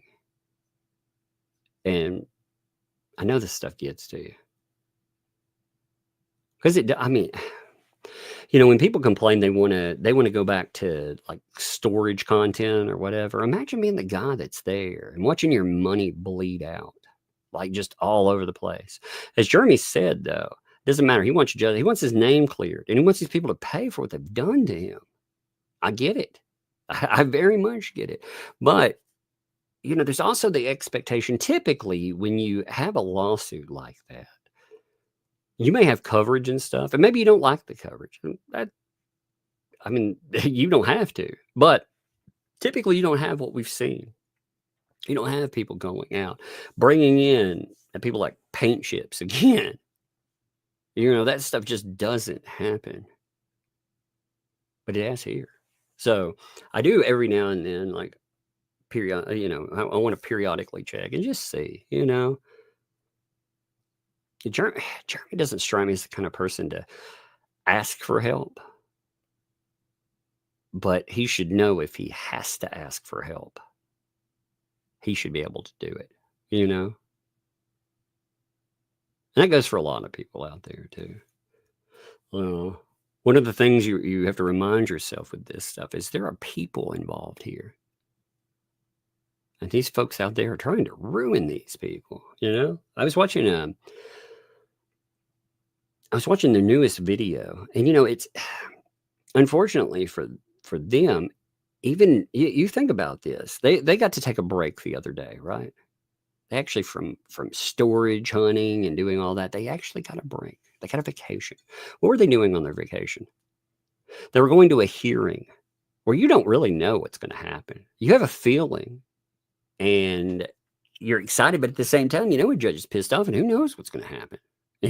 So it follows you everywhere, into every aspect of your life. And even when they try to move away from this stuff, when they try to do something like condos, they're doing something different. What happens? They stalk them into it. It's the craziest stuff I've ever seen, folks. So, I'm irreverent a lot. I'm an asshole, but I hope at the end of the day, like for Hale's sake, I hope he actually gets some peace. He does. It's a large price tag, but it's his name. It's his reputation, And these people live right across. It's not like some jackass. I've had jackasses online say some horrible shit. Horrible, untrue, could sue for shit. But there's a big difference in pulling that kind of garbage and living across the street from me, and then putting together this conspiracy. So anyway, let's continue. I want to show you something attached to this, because this has an interesting point. You notice after scripting, he brings up polymop. Look at this here. This is one of the number of court actions by the plaintiff. Now, they don't tell you how many actions the defense is brought, you know, against the present defense to vex and harass them. See evidence A. Now, evidence A is fascinating. Actually, I want to pull up evidence A. I want to look at that right now because I want to show you something. During this, they thought it would be a good idea to bring up. Well, let me just show you this, okay? Because this will blow your mind, folks. This will absolutely blow your freaking minds. They thought it was a good idea to write in all of the other, and you have the right to file litigation. Now, he files the second federal lawsuit. They talk about that, okay? Look at them complaining about moles. This is an awesome document, by the way. This is a great document we'll have to read. But they had the audacity to bring up the Ohio protective order. And the audacity. And to say that the plaintiff is terrorizing the defendants, even though the defendants have been found in violation of it twice already. He has the audacity to bring this up. This opens the door for all types of discussion. See, you start putting this in front of a jury, the behavior of somebody talking about they're going to pew you. You think that's going to go well for you? Did you really think so? Protective order is cut and dry, man. So many feet, stay away from me. Doesn't matter. If I'm driving down the fucking road and you're right there, clear a path, baby. If I'm at Walmart and you're there, you need to leave. If I'm at the post office, town hall, whatever, you don't get to do that. You threw that away. Very simple. So anyway, we'll look at that in a minute there. But I could not believe. I was like, why would you bring up that order? You idiots. That's what I'm saying. He's like this destructive force. Oh, but anyway. All of these cases are in furtherance of the litigation for content business enterprise, using Preston and his cook as voluntary characters. He calls them Lynette and Crook on YouTube. Remember, call them by their names, they'll sue you. Call them by other names and they complain and they sue you. That's shit, I swear. And voluntary defendants. All defendants. How many cases do you know where people volunteer to be defendants? Yeah, sue me, please. How many people, honestly, do you see in cases where somebody is a voluntary defendant? They're like, please sue me. You know, maybe their actions say that, but how many times out of their own mouth are they like, yay, get him sued, I love life? No. An acronym, polyflop. Look at this jackass here, by the way. And he wonders, see this right here, this is why, again, into the crap bucket, get in there, another file for it, get right into the crap bucket, Bruce. I swear, this guy and his polyflopping, man. Oh. The acronym polyflop has grown out of the plaintiff's and counsel's abusive litigation to fulfill his business model. This right here, he would have had to answer for in that hearing too. And he skipped it. I really wanted to hear him get polymop called to the freaking floor. You know, I very much did. That's so funny. Paralleling fabricated and contrived stories the plaintiff propagates on YouTube, i.e. that the defendant stalked him to Otter Creek. That's part of the fucking lawsuit. Try to extort him. Again, part of the lawsuit. Made online posts and road signs calling him a child predator, etc. Again, part of the lawsuit, you know.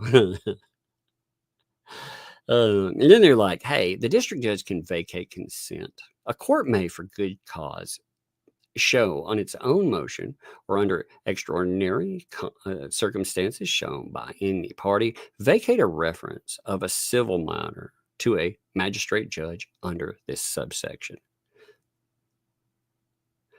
Again, another Federal Rule of Civil Procedure 73B3 says on its own for good cause, or when a party shows extraordinary circumstances, the district judge may vacate a referral to a magistrate judge under the rule.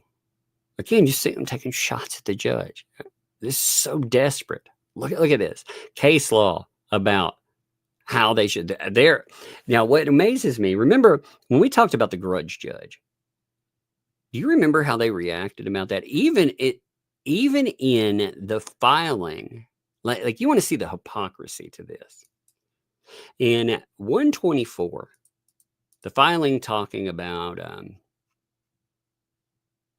why he can't go, he put in this giant footnote. Now, in this footnote, remember his 123, he's attacking the judge there. You can see it, clear as day.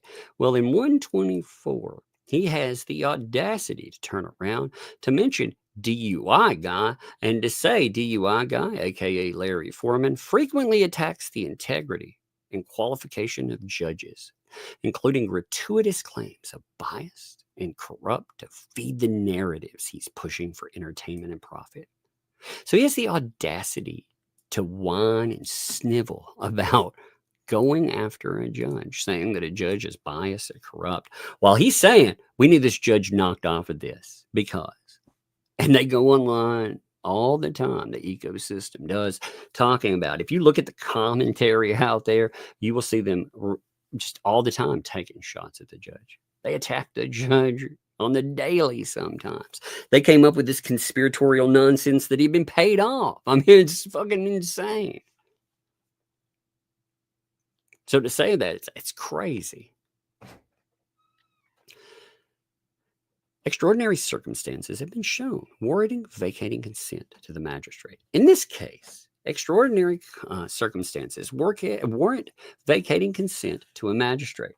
The magistrate's threats to counsel, to have counsel arrested, disregard of glaring issues affecting subject matter jurisdiction, detachment from the reality that this case is being exploited by the plaintiff for YouTube content by multiplying proceedings, and repeated arbitrary orders imposing unwarranted, unjustified, disproportionate burden and expense on pro bono counsel and indigent defendants amounts to extraordinary circumstances warranting vacating consent.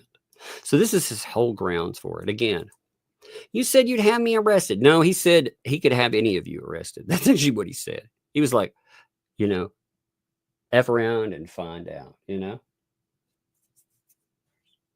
One second, I gotta clear my throat real fast. 1 second. Sorry about that. But they said the threat of that, which again wasn't one-sided, the disregard of glaring issues affecting subject matter jurisdiction. God, man, give me 1 second. Let me fix this one time. There. 1 second. I go one more time.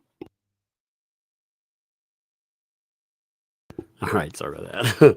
It's a weather change. It's messing with me. The detachment from reality. From the reality the case is exploited. Again, so he says, YouTube and the plaintiff, subject matter jurisdiction, the effects, threats. That's why I need that knocked out. I can't zealously advocate for my clients anymore. Well, he did. The undersigned zealous advocacy has been shielded by the magistrate's threats, demeanor, and precipitous orders, which have directed against him in response to well-supported legal filings. 118 in response to 117. It wasn't to 117, you fucking jackass.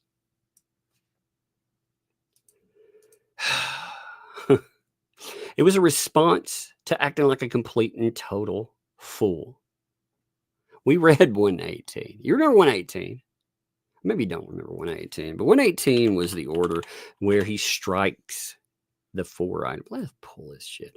I've been going in and filling in all the old papers as I went. I didn't have every single old filing. At one time there was no point in keeping every single filing. Typically, you can keep up with the narrative across 40 papers. That's usually what it is. A lot of them are useless. They're early filings. So I didn't bank all of those. But lately, man, I've just been banking everything. Order 118, though. Again, let's pull that, because he keeps saying that it's a response to his 117 motion, but that's not what it was. Let me show you what it is. See, he's misquoting the judge. And I'm going to throw this in his face because he is 100% misquoting the judge. The judge didn't say this is a response to 117. What he said was, this is a response to you filing 117 items. See, Bruce is an idiot in this. Okay, let me show you. This is annoying me so much because that's not what the judge said. The judge actually said in 118, again, if I got to read all these damn documents and remember this, I do want to throw this right back at it. Here's the order. Again, you notice 118. 118 says 4 filings. They're being stricken. That's these. Those are knocked out. And then he mentions 117. But 117 isn't about an item. He's saying, out of all of this simple, 1 plaintiff, 2 defendant defamation case has 117 docket entries, and we haven't even gotten discovery. It doesn't say item 117, I'm responding to it. That's not what he's saying in that, you know. When you look at this again, it's not bringing that up. Do you see him bringing up 117? He doesn't bring it up one time. There's no response to it. Like I said, that has not been mentioned. It should have been mentioned with documents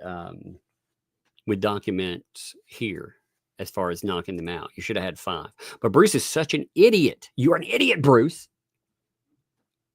that you think it's a response to document 117. And again, the judge is saying, yeah, 117 is in. There are 117 individual items here, and we don't even have discovery yet. What are you doing? Anyway, that just annoys me.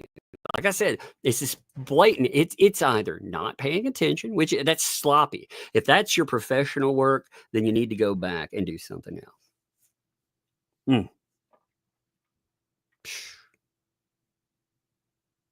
That's so nuts, man. The judge, yeah, exactly. Deborah notes here. The judge was pissed at the amount of work. Yes, it's the amount. It's hogging all the court's resources. You got to remember that when a judge, when you're talking about a federal magistrate, you know who works under them and does their work? A judge. You have a judge working for them. Do you realize how much money, the costs of running court? Again, they eat you up for costs, but the cost in time and more professionals and stuff. Again, he said he knew this case by name. But see this again, Bruce has said this over and over again. 118 is a response to 117. It's not. It's a response to his 4 freaking motions for sanctions. It didn't even bring up 117. Because I complained about that. That's why it sticks in my head. That's why I say, look, and I don't know if Bruce just lost his fucking mind during all of that, and he was so preoccupied with all this stupid that he wasn't paying attention enough, or what. I don't know, Bruce. Dude, you need a minute. You need a timeout. You need to stop talking to 2 L's. You need to stop manipulating shit behind the scenes. You need to go and you need to check out for a hot minute. You need to fix the shit that you're in first. That's what you need to do. You need to sit down, figure out how you can fix this issue you're in. You take your medicine or whatever you've done there, and then you go and breathe. You're telling these people that you're off the case. You've been let go. But at the same time, you're also saying, hey, behind the scenes, I'm still going to blah, blah, blah. It's madness, man. It's absolute madness. But also, and in response to contrived inflammatory filings, 97 and 98, in response to 96, the undersigned has not filed any frivolous motions and is not engaged in any obstructive conduct or abuse of level. Yeah, right, dude. Are you kidding? Gainesville to Gainesville to Gainesville? Are you kidding me, dude? The statement about him in Order 43 and 118 are false. Judge, you are a liar. You a liar, Judge. Because these are orders. The statements about me right there, they're false. Only the plaintiff's counsel has done this. That's what he's like. Oh, it's only the plaintiff counsel because YouTube. The magistrate has not addressed the specifics of either counsel's alleged misconduct, instead employing summary descriptions and false equivalency. Are you kidding me? Look at what he says there. He's talking about a federal judge, a magistrate. He's like, you're employing false equivalency and summary descriptions. Again, you were supposed to come in and talk about those. 118 was very clear. 118 said, you're going to have to come in and you're going to have to talk about specific filings. You're going to have to. This is what I was saying about Bruce. This is why I thought he would get fined a certain amount. See, I think the fines for documents, this is what I've been trying to make clear. I think for documents alone, it was going to be the same finding. I think both of them were going to get hit for $4,000 for documents. And potentially, I thought that Bruce would get hit for misconduct. That was originally what I thought. And you know why? Because this says right here that these filings will be addressed. Okay. And this is what happened. Randy got hit for $2,000 for this, $2,000 for that one. There's $4,000, right? Bruce, I figure with the same thing, he would have eaten the same amount for Doc 78 and for Doc 82, and he would have either been warned or sanctioned for behavior. I figured there would be sanctions for behavior too. I figured that was going to happen, but he would have kept his pro hoc vice. He would have been looking at, again, I said somewhere between 6 and I can't remember what I said. I keep thinking 6 to 12 is what I was thinking at the time. I may have said 10. I don't remember, but it was like, right there. Cause I thought they would add on a little bit more for it. But when he went in, I don't think they would have taken the pro hoc vice. I think the judge was, again, he was going to spank everybody in the room. He pulled out the exact same amount of documents to refer to in this. He said, these are what you're answering for. Plus, you have Bruce having to come in and explain himself, which I think would have been another sanction. I think he would have gotten hit with a little more money there. But he wanted it to have the appearance of being unbiased. And I'm not saying it wasn't, but he needs it to appear that way, especially that way you don't have, he doesn't get a reputation as being a sanctioning lawyer or being unfair, and you don't have to worry about appeal. Or having the bar or anything else complain about you. You're not picking enemies. And understand that. So the undersigned has been so chilled by the magistrate that he feels if he tried to defend himself in the order April 3rd show cause hearing, he would risk inciting the magistrate to call in the marshal as he threatened on the 19th. That's why you take your medicine, Bruce. Bruce is like, if I tried to defend no, you don't tell him that's false equivalency, Your Honor. You're wrong. You're like, look, Your Honor, can I explain the reason I did this? You set down your explanation of why you did it, not telling the judge that they're wrong.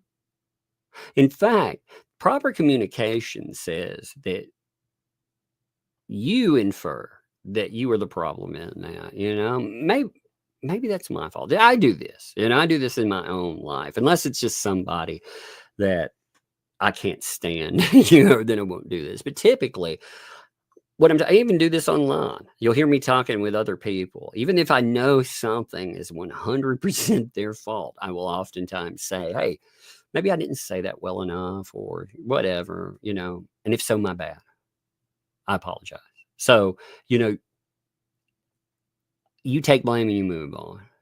Whatever allows you to move forward, and you can point out the problem. You can point out why you did something. And if it worked, it worked. If it didn't, it didn't. But the way you get to the call the magistrate thing is the way that Bruce acts online. I mean, honestly, he's got to know that. Like, surely you're aware of your behavior, Bruce. Again, if you're not, I know Bruce, I know either you listen to everything or it gets back to you. So Bruce, in this, again, just take a minute and think about this.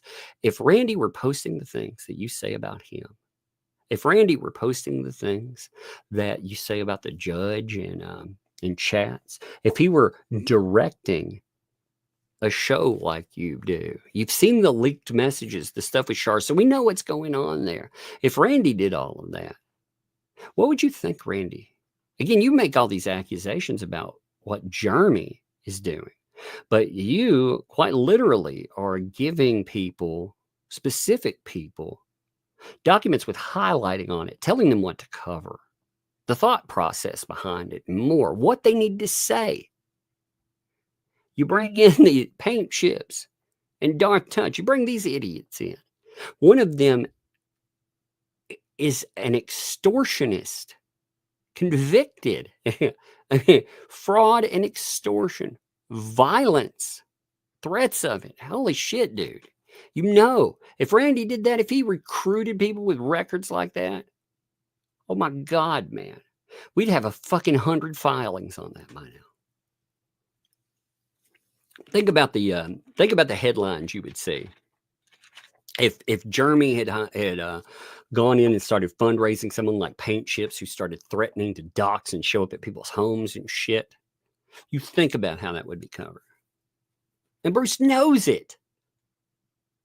You know it's too far, man. Jesus, dude. He just won't admit he's wrong, ever.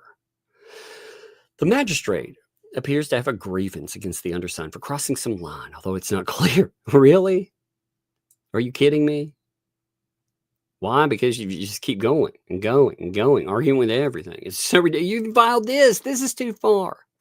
But the magistrate has already baselessly threatened to have the undersigned arrested, and his anger and vitriol toward the undersigned is in writing and celebrated around the world by the plaintiff's followers. Moreover, that some of the plaintiff's ardent followers are publicly announcing plans to make pilgrimages. Oh my God, we're going to make a pilgrimage, you know? Oh man, you make it sound like fucking Pensacola is the what the hell's Mecca or something, you know? Oh, let's get together and make the pilgrimage, my friends. You must dress in burlap and sackcloth. I mean, what is up, guys? Pilgrimages? Come on, dude. It's the U.S. We can travel to fucking Florida. I mean, my God, that's a federal thing. I didn't see you, by the way, complaining when 2L showed up at your client's home, which is right across the street from the guy that has a protective order. And these people are third-party violate. I didn't see you complaining about that at all. But pilgrimages is a frightening prospect to the undersigned, who is seen by the plaintiff's followers as a hated villain, deserving being jailed and disbarred. Well, people think that you're a terrible human being. You act like a piece of shit online, man. You act horrible. You contact people's jobs and stuff. I mean, it's crazy, man. That's what kills me about the recent talking points, too. You know, they've been saying Bruce's family. I'm like, dude, didn't they pull Jeremy's kid onto live streams? Go after everything with his ex-wife? Haven't they thrown in every person's children by now? Again, Paint Chips, in one of his letters, he went in and he tried to find, you found the wrong person, by the way, Paint Chips. So I'm just telling you. But he pulled in a photo of what he thought was my wife. And he basically said, I'm going to put her photograph out there in an article. I mean, made it very clear. It was a threat, but it was sent. He mailed it to multiple addresses, hoping he would get the right address with her. But he mailed it to all these random fucking addresses too. So, I mean, these are the people they bring in. Are you fucking kidding me? For real? Like the guys that you fundraise for. You were on the letter, Bruce. Here's the kicker to that too, Brucey. You were on the fucking letter for it. In fact, you are the one that directed these morons to me when they started doing this. So fuck yourself, buddy. I have no empathy for you. I do not get involved in bringing in people's families and shit. I don't do that stuff. I think if there are claims, like if somebody, there's a difference too. Okay, let me make this clear.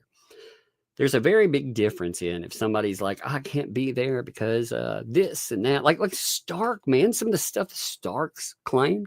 And then you have his wife out there online talking about, oh, yeah, we do this and that. I mean, they contradict each other. If it's public, it's public. That's the thing.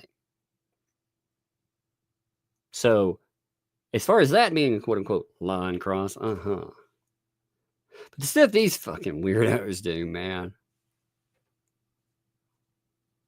I seem to remember making a comment a long time ago too about how if they wanted to keep going with kids, family for me, that I would dedicate a month of my time to them. And again, I didn't say I'd dedicate a month, as in January 1st there. I said a month of my time, you know. So I mean, just to say, 1 minute. Pulling something up here real quick. So, I mean, breaking that down, what is that in minutes? That's like God, I can't. It's been a minute. I was going to say been a minute. What is that, like around 44,000 minutes? You know, that's like the old saying, it's been a month of Sundays. If you really think about that, that's a lot of Sunday, you know? Anyway, I digress. Let's keep going. I'm derailing myself with math. You know, like, wait a minute. This motion, he says, will be the subject of hours-long YouTube live streams. Yeah, baby. Beginning with a few hours of this filing. And the undersigned's arguments and motives will be attacked and maligned by plaintiff and his followers who will spin fantasies about the undersigned going before the magistrate if this motion is denied. Look, he's like, they're going to talk about this motion online if. We have the right. Jeremy actually has not been covering court documents, by the way. He doesn't do it that way. He talks about, he has done the same thing he has always done with YouTube. His YouTube channel is about what the hales. They talk about their dailies. They go in to, say, a storage unit. When they're discussing the storage unit, for example, they'll talk about stuff that's going on in their days. They'll talk about certain things in filings. They also, if there are things going on in their communities or going on in their life, they may record it. But you don't see him sitting down and reading through documentation. He knows it, and he will explain things for you, but that's not what he does. So the whole idea that the plaintiff and the plaintiff's followers are going to go through and look at all these filings or this specific one is untrue. And if these people had any integrity at all, they would admit the ecosystem, one of the things they wanted to go through, like this kind of stuff, when you have like just all types of accusations, oh yeah, they'll want to read that. They'll make a show out of that and pull up certain things with it. So really, who spends hours over these accusations? And they use it to torpedo a dude's life. So fuck these idiots. So this is not the practice of law. This is not the practice of law. What you're doing isn't, I agree. This has turned federal court into a circus, the setting for sensationalized YouTube storylines, fabricating the plaintiff's purpose of exploiting litigation to generate content for entertainment and profit. The undersigned has done everything possible within normal parameters of zealous advocacy to convince the magistrate to close the circus. You notice that. Take away people's free speech. You see that there? See, really, remember they argued, as far as Jeremy Hales and his lawsuits, that they have the ability to speak about things. It's free speech, right? But at the same time, they're saying, Judge, take away everyone. Again, the judge has no right to tell me that I can or can't cover a case. He has no right. I'm not part of that. And even if I was, I have the right to talk about these cases. That is part of it. You know, and we now get gavel to gavel coverage. When we're talking gavel to gavel, you know, gavel to gavel used to just, when they would say that, you just pop on a camera when something went live with a hearing and you turn it off afterwards. You know, that's not what this is. We're talking about every filing, everything that goes on, because everyone can understand it that way. Try to shut it down? Nah. But he's admitting it. Well, the plaintiff and his counsel are trying to make it YouTube's greatest show on earth. These idiots built What is 2Ls really? What is their channel? Besides Jeremy Hales, what does it do? Ever? What is it really about? You know, and again, they can have a channel that talks about the case or whatever. I'm not saying that. Although, again, they make many statements that are statements of fact. And we're not talking about statements of fact where they could have gotten something wrong. You know, when I say that too, it's not a wording issue where somebody's pulling a gotcha. We're talking about just some straight up fake shit accusations. But what is that channel? What are many of these other channels? What is a Ray Bone Crusher? What is that channel? What do any of them do anymore? They cover that. And again, they're allowed to. But the idea that they're not covering, and how much money, I'm going to say that the ecosystem made more money than I have. I didn't have anybody drop $50,000 on me. You know what I mean? So when they're talking about, you know, profiteering off of a generated storyline, are you kidding me? I mean, the ecosystem over there, again, they have made fucking bank. This is the most money they've probably ever seen in their lives. So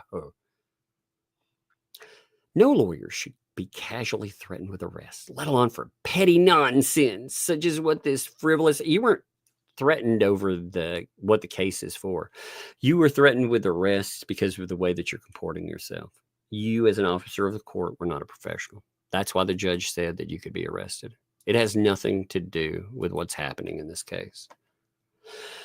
Even if there were valid grounds for issuing a show cause order, the undersigned can see no reason why a magistrate would not consider lawyer calendars for ordering travel that will take them away from law practice and family up to 3 days.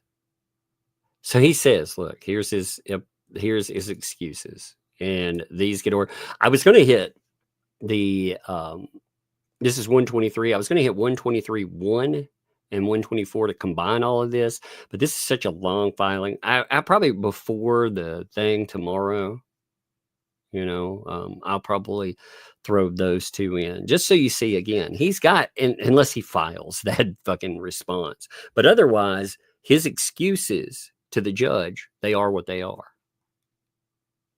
And the whole point in reviewing these and telling you that is if he's going to change this, then it's going to be a mess for him. But he says on April 2nd or the 3rd, the undersigned has 2 client unemployment hearings for which they be left unrepresented. Now, he did not file anything on that for 3 weeks. He didn't mention this at all to the judge and say, hey, we need to refile. Because the judge, if it was an imposition, judges will reschedule. But he didn't file anything for 3 weeks. And the magistrate pointed that out. The magistrate was like, this is ridiculous, man. You had 3 weeks to bring this up, and you didn't say anything about it at all. And I 100% agree with that, by the way. You know, again, if the magistrate would have said, no, you can't do this, it doesn't matter that you have this going on or that, that'd be different. And I would actually agree with Bruce in that, you know? I believe he's misused filings sometimes to try not to go in and do things. But he's made it very clear, you know, this is when this is going to happen. And you've got to be here. For him to make claims that he cannot be there, it's absolute absurdity. And the court, I mean, like I said, they noted that too. Give me 1 minute. Pull something up. I want the court's actual wording for that. When they make a decision, I mean, we got all these things freaking filed away anyway. Let's pull that up. Give me 1 minute. There's like a million filings in that one. It feels like it takes forever because that's not the only, like I said, that's not the only case that's being tracked through there. There's so many of them that when you go in and you look at all of this, it's just It's so crazy. But we're talking about Order 128. You know, that's where Bruce gets a response to all this stupid. And when Bruce gets the response, he didn't like it either. I mean, I don't know what he thought he was going to get with this, honestly. Did he think the judge was going to say, yeah, sure, it's going to be all good, man? But the judge told him, you know, after filing his excuses were, I got 2 unemployment. I got the wife's medical appointments I have to take her to. We have long-awaited dental appointment. Daughter's band rehearsal. Private family-related matters that affect the undersigned, and nobody to answer calls. Are you kidding me? So, I don't have anybody that can answer my office calls.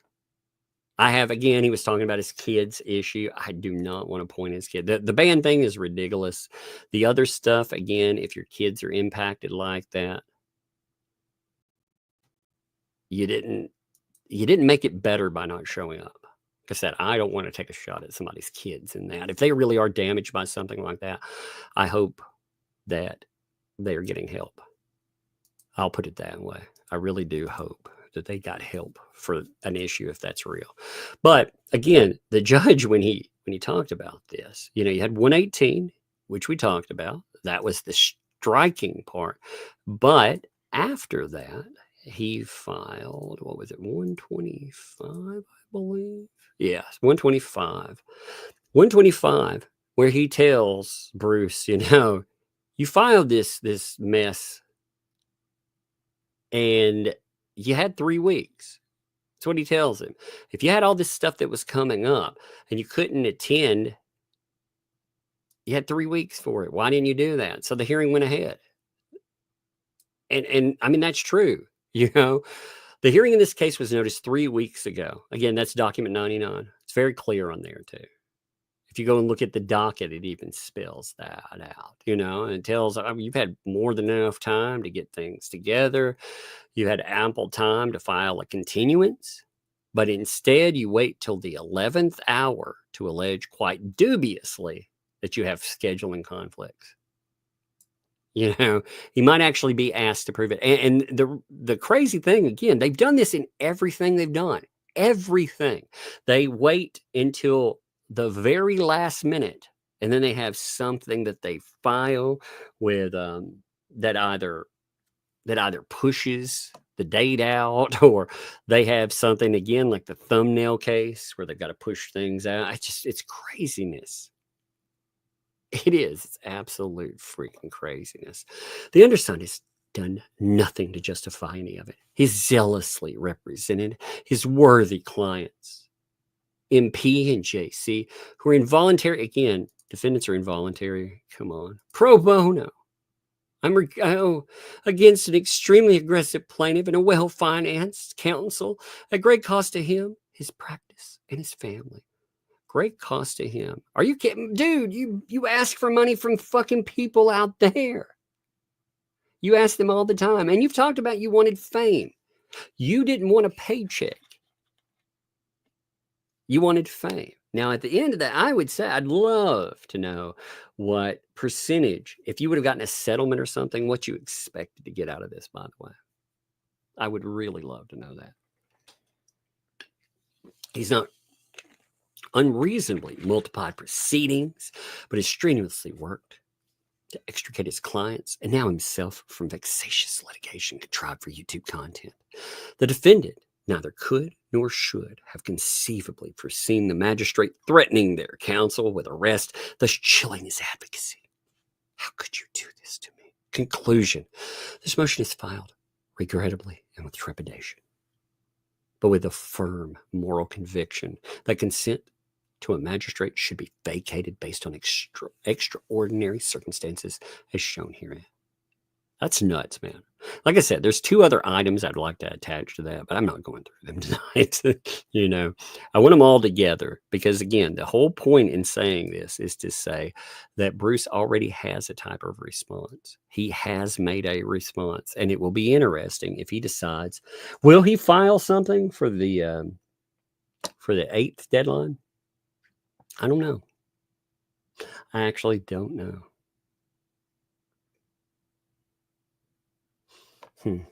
I never thought I'd see him flame out like this, man.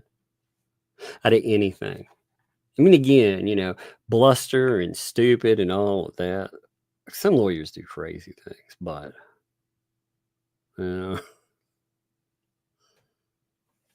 one second. Let's see. Let's go to Super Chats, baby. Let's see what some questions or whatever's out there. So let me first give some love. Richard, what's up, man? Thanks for the 10 there. For keeping it up, sir. Laughing my bleeping A off. Well, thank you, man. Appreciate that, man. Yeah. It's been a fascinating one, hasn't it, there? Melanie dropped a 50 there. It just says a thanks on it. Well, thank you for that. That is very awesome. Thank you. That is very much. What the hell? Oh my God. I see something new. Oh Lord. Oh my God. It never stops.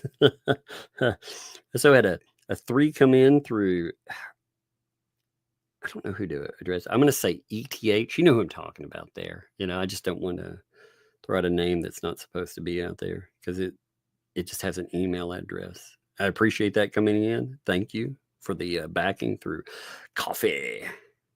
That is much appreciated as well. Said I don't know who. If with this, if you have a specific name, if you leave it in the comments, I've gotten better about looking at the comments. Like if somebody sends something outside of YouTube, so I'll know what to call you. Otherwise, I shorten it or I use a first name. You know, because I don't want to throw anybody under the bus on accident or put out your real information. Cat kicked it off here. 5 gifted memberships. I love it when they rain memberships, and 10 came in. You had Cat dropping 5. That is awesome. Thank you for kicking it off, Cat. And right behind that, we had Taz drop them too. That's actually very weird. You know what's strange about this? So the times, even though it has you all in order. Now, this doesn't matter when they come in, but weirdly enough, it lined them and it says that Cats came in at 6:58 and Taz came in at 6:56. So either their order is wrong or whatever. And it doesn't matter. That doesn't matter. Both of you, thank you very much.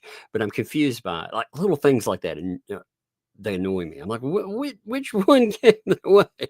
Yeah, I don't know. But anyway, thank you. I appreciate you there. It's very appreciated. By the way, tonight I'm going to redirect you to Flashcast after Super Chats with the note always that if you're going to get upset about something, if you get offended by stuff, don't go there. But if you want to have fun and laugh at stupid things, go and do that. They're going to talk about like, probably they talk about entertainment.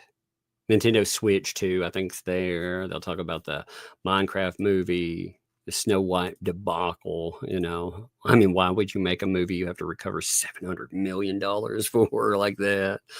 Marvel drama, politics will come up. And again, if you offend easy or you offend at all, really, that's probably not your cup of tea. But if you want to go have fun and be able to laugh at any kind of stupid you want, that is a beautiful place to do it. And Yellow Flash and the people that are there are good people. Yellow Flash, like I said, I've known him longer than most people. You know, anytime I've ever had a problem, he's one of the first people to just jump up there. So on Saturdays, I always redirect them. You know, if you have a friend, I wouldn't call armies of people online like you have YouTube friend, but if you're my real friend, I appreciate the shit out of you. Some of you are great people too. Some of you I would consider, you know, I mean, some of the stuff y'all do and stuff is above and beyond. And I see you out there. You do it for other people and stuff. Y'all, some of you are great people. You would make, you know, but I've known in YouTube times, YouTubers especially, friendships like aging dog years. You know, every year it's like 7 years of it. And knowing somebody for 7 or 8 years in that, man, that's a big statement. So anyway, I'm going to redirect to them tonight. MaxLab, what's up, Tug? Hey, what's up, MaxLab, by the way? As always, love to MaxLab. Oh, appreciate you. I very much do appreciate you. Man, I was looking at some drama the other day, by the way. Some people send me drama, and I'm going to address this. I'm thinking about how I want to address this. I don't particularly care if people like or dislike certain people, or they don't like me or whatever. But man, when people backbite and act nasty toward one another, this is not about anybody. Like MaxLab, I appreciate it, but I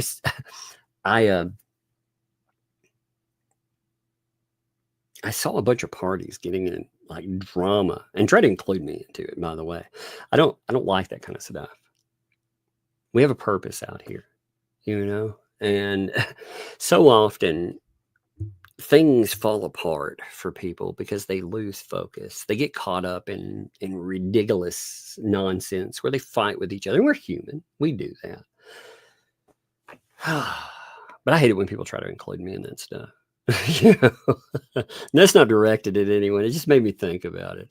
I saw MaxLab, and there was another person that sent something out, and it was a bunch of drama. And it reminded me, it's not about, like I said, MaxLab. MaxLab gets a lot of drama from the outside, for sure, pointed inwardly at them. And I'm like, oh my God. And that's expected.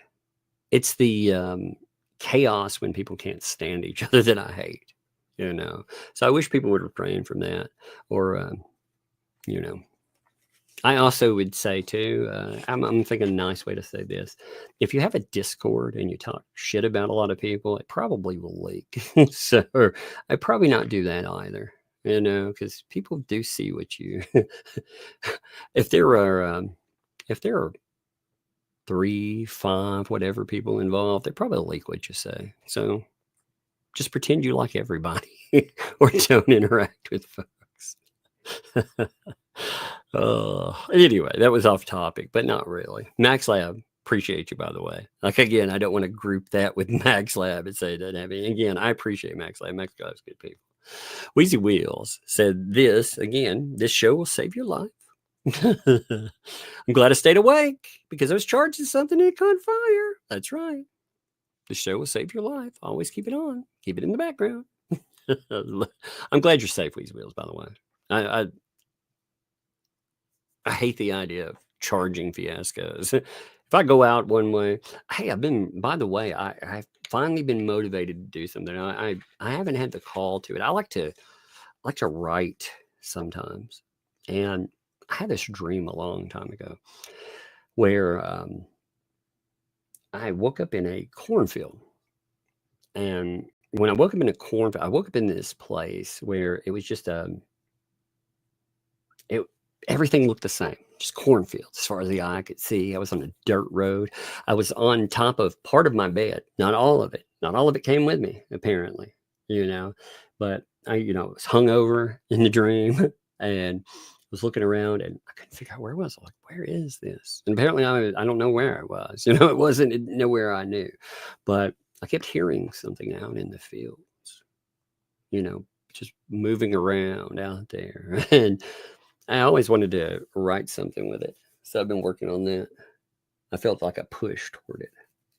So I've put down about 3,000 words on it so far. It's been kind of fun. I've been trying proofing with AI, not writing with AI. AI cannot write your stories. Anybody that thinks that AI is going to write your story is an idiot. Just to say, it will write you something, but it looks like garbage. So don't do that. But as far as a proofing thing, it definitely can help you, with syntax and with spelling and whatnot. AI is a great tool for that. Mimi, what's up? Mimi Du Bois. Thank you for the gifted membership on that. Thank you very much. Appreciate that. That is awesome. Laura, thanks for the 28 months. That's awesome. 2 years plus. Hope you and the Tuglets are well. Cheers from Canada. Hey, love returned, by the way. That's another thing. Man, I had a Canadian friend talking about division, not politics. They were talking about the division that comes from politics and how it sucked. And I was like, it does, man. I've got friends worldwide, and I hate that any of us get divided over anything. You know, I wish parties and stuff worked like you and I could work, and we could, you know, we could chill and hang out and do, you know, what I mean. But we could do things like this. You can be like, love from Canada, and I can be like, yeah, love returned, and we could be like that. Great neighbors, you know, good friends. I love it. I love the fact that we support each other. We see all these endeavors out there. We cover things. I love that. I love that we are worldwide, man. If our if our leaders work the same way, wouldn't it be amazing? Anyway, that is not a political statement. It's just a, man, I wish everybody got along like that statement. Shield Maiden, thanks for the 28 months as well. Thank you. Thank you for recommended Andy Serkis reading The Hobbit. Oh, yes, man. Those books are so good. I'll tell you what's really good too. If you are into audiobooks and want to check something out, this is something I enjoy. So the Stephen King readings, he has Will Patton read. Let me show you if you don't recognize the name. The actor Will Patton. I love him as a you'll recognize his face, you know, even if you don't know his name. I don't know actors' names sometimes, so it throws me off. So check this out here. This guy, you'll be able to hear him. You know this guy, Will Patton. He reading like The Shining, Doctor. It's so good. His cadence, that deep voice, but he manages to switch over characterizations. He does a good job. It's immersive. So I love Will Patton reading as well. If that's your cup of tea. But yes, Andy Serkis is awesome with that. You know, there are multiple versions of like Lord of the Rings and Hobbit. There are 2 or 3 that are just on Audible alone, and there are multiple other ones out there. So if you pick them up, make sure that you listen to the preview in the beginning. I also I liked the audiobook versions of Game of Thrones, to be honest, even though you won't get an ending. That is a problem there. But the audiobook versions were really good. If I have a chance, what I really like to do with a book like that thick, I like to sit down with the book itself and have it read to me. So I have the book in front of me. I'll read through it, but I'll push through. And if I feel like turning it off, I'll push through so far and pick it back up because it breaks it into chapters. But yeah, I'm glad you enjoyed that show, man. I think it's a great read for that. Cindy, what's up? Thanks for 11 months. My dad is 95 today. That's awesome there. Says he feels 80. Hey, that's great too. As long as he remembers us, we're happy. Indeed. You know, love to him too. 95, man. That's awesome. You know, long life. I hope it's been and it still is a very healthy one. I hope, again, memory and stuff holds up. It's amazing when you think about it, what somebody has seen during that lifetime. My granddad, I used to be amazed as a kid, and then later in life, my granddad was very austere. He didn't want to speak a lot. You know, he was one of those folks that he was a deacon in the church. You know, he's a Southern gentleman. You know, just had that feeling about him. But as he got older,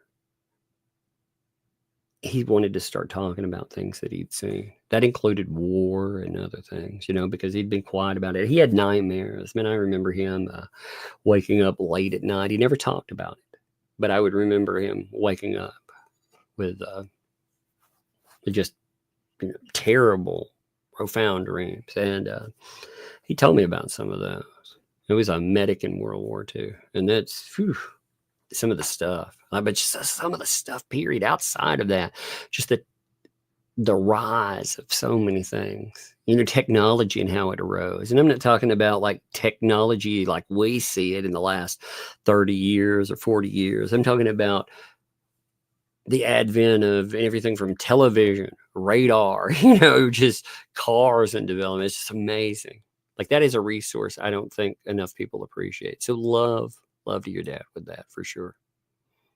Rhea, thanks for the 2 there. She's very open. Yeah, just ask your 7 ex-husbands. Ouch, shit. That's ouchie. Sorry, not sorry. Indeed. That was good, actually. That was very good. I liked it. Ouchie. Travis, what's up, Travis, man? Thank you for the 18 months. Who would even want to listen to her BS? She's a plague on the earth, and John's going to be getting pegged in prison because they're for gun charge. Actually, so far he hasn't. He's been able to skip it. I don't know what's up with Otter Creek, but yeah, sooner or later, people that continually push at this stuff, they end up, they inevitably getting themselves in trouble. The problem, what I'm afraid of is nobody intervenes in this what the hell's insanity that has been pointed at Jeremy and George. And I'm afraid that that's going to end in something bad, very bad. So I'm hoping the lawsuit shuts some of that down. What I'm really afraid of is that the ecosystem is going to motivate some crazy person to go out there and to do something terrible. Because what the ecosystem does, these anti-Hales weirdos, is they say that Jeremy Hales is not only going after these quote-unquote indigent people, but a child. And you know how people are. It does alarm and scare me. So I'm really hoping that where Otter Creek failed, the court system will do something. We'll see.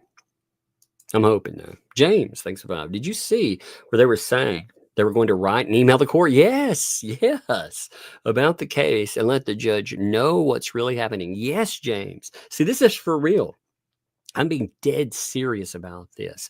They recorded telling people to write in and to talk about the case. And they're saying, again, here, these are people that have noted they are PR. They also, they're freaking defendants in another case. And they're going in and again, they're telling people to harass this judge. And this judge is going to be the judge deciding about them. Like, see, that's the messed up thing there.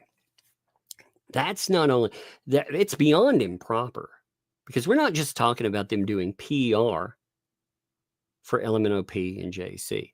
This is something they are telling people to interfere in a courtroom that they themselves are part of. So that is a problem there. I'm going to stress this to them just as bluntly as I can. You need to stop that. And you need to tell other people not, I repeat, not to be contacting the court. Because if you start harassing the court, there are clips of you telling people to do this. And if it gets brought up, you're going to have lawyers bring you up. And then again, you're a defendant in that courtroom. You should be doing everything possible to stay in the good graces of that fucking court. But you go out, you insult the integrity of the court. You say that the judge has been bought. You tell people to harass and you tell people to contact. You say you yourself, you're going to have contact, which is highly, highly inappropriate. You are not allowed to do that. Again, you are in the court.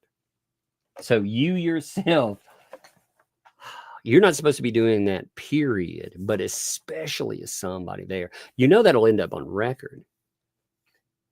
And when it does, it can be utilized against you too. I don't want anybody, see,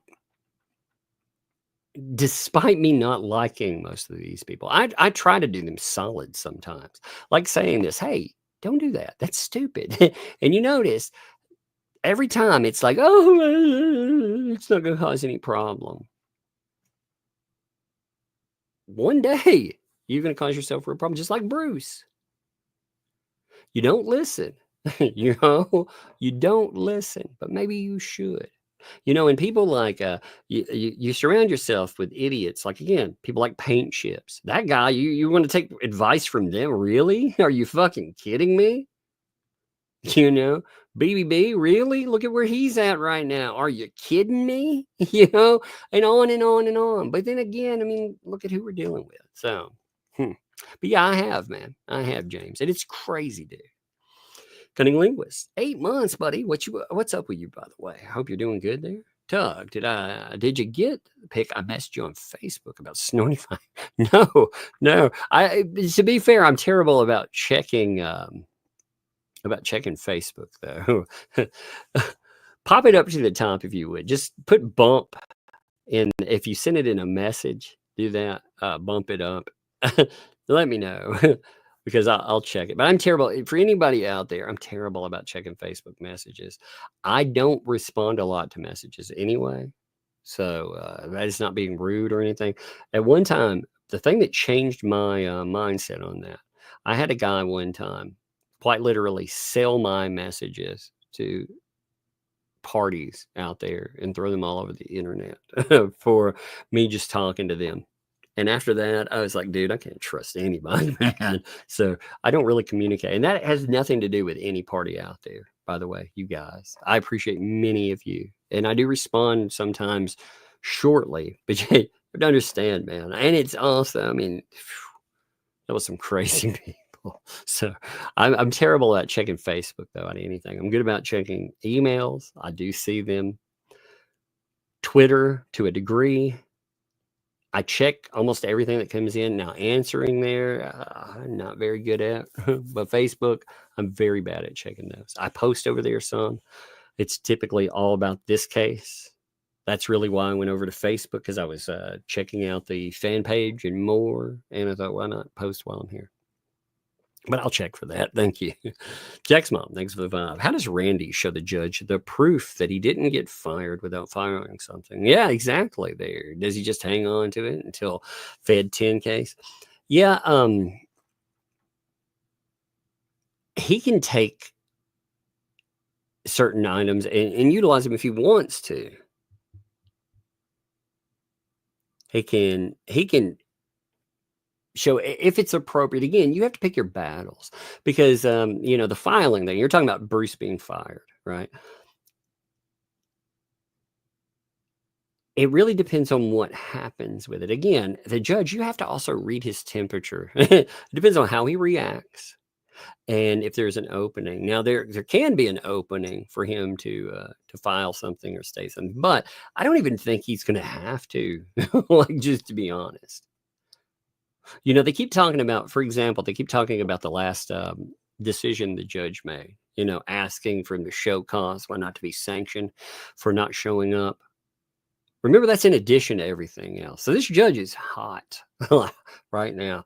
Randy's on the other side of, the guy's still mad, but Randy got his 4K, took his tongue lashing, walked away. Professional. That's what you should do. But if it comes to that point, where it becomes relevant, I don't know. I don't know. I'm going to ask some people about that. Okay. I'm actually, I think that'll be like, how could you bring that up without incurring the judge's wrath? Yeah, I will ask about that though. But yeah, thanks for the two. And Pacer, the only clients Bruce has are Jay and LMNOP. I saw a case with Bruce and Bruce Matkins versus somebody else. I can't remember. It's something about you owe me money. That kind of case. That's the way I read it anyway. I didn't want to pull the files on it because it's so ridiculous. But I saw him suing, but I did not see other actions. Again, if they're unemployment, though, what are we talking about with unemployment cases? So he's saying, see, that's what he noted, by the way, in his I can't because of cases. He said there are 2 clients' unemployment hearings. So we're talking about a client that's filing for unemployment benefits. Is that what we're saying? Is that what you mean? Like with that, if he's talking about cases like that. See, when I talk about having clients, he damn well knows this is what people are discussing. We're talking about the type of business that he says that he typically brings down. We're not talking, again, like I noticed he had a review for helping someone file an LLC. Okay. Hearing a couple of unemployment cases. Those are, I'm not saying they're not important. Every case can be important, but I don't think that's what people really are talking about. And also, you know, the whole unemployment hearing thing. I mean, really?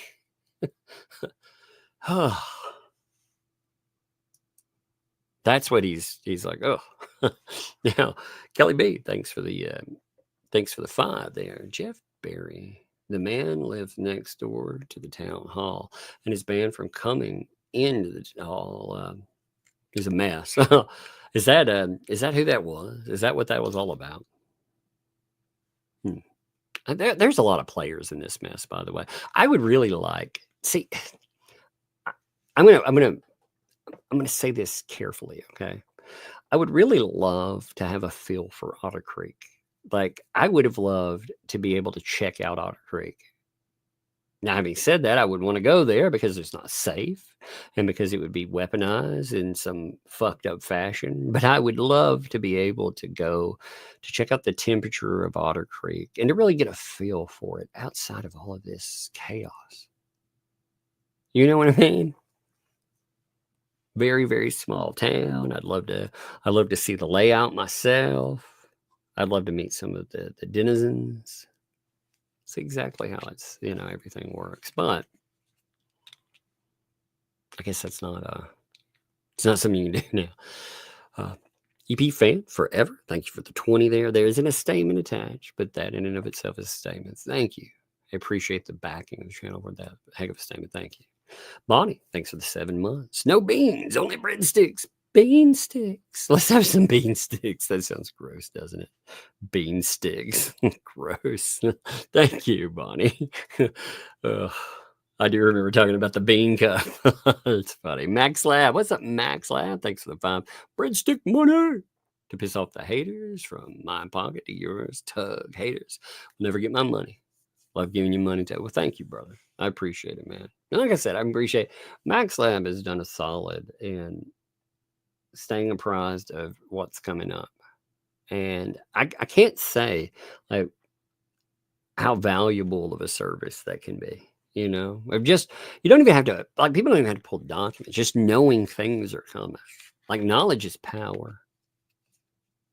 And I appreciate that. I appreciate too, like, if I have doctor appointments or something, I appreciate the fact that I'm told about things are coming up, especially given, again, the complexity of this case and how insane it has been recently. It has been something like, again, typically you wouldn't have a problem keeping up with a case. You know, you'd have a filing, you'd have a couple of days to really look at it, sit down. Cases aren't like the What the Hales case. Usually they're boring. You know, you have a lot of time between filings. You have plenty of time to talk about what's coming up.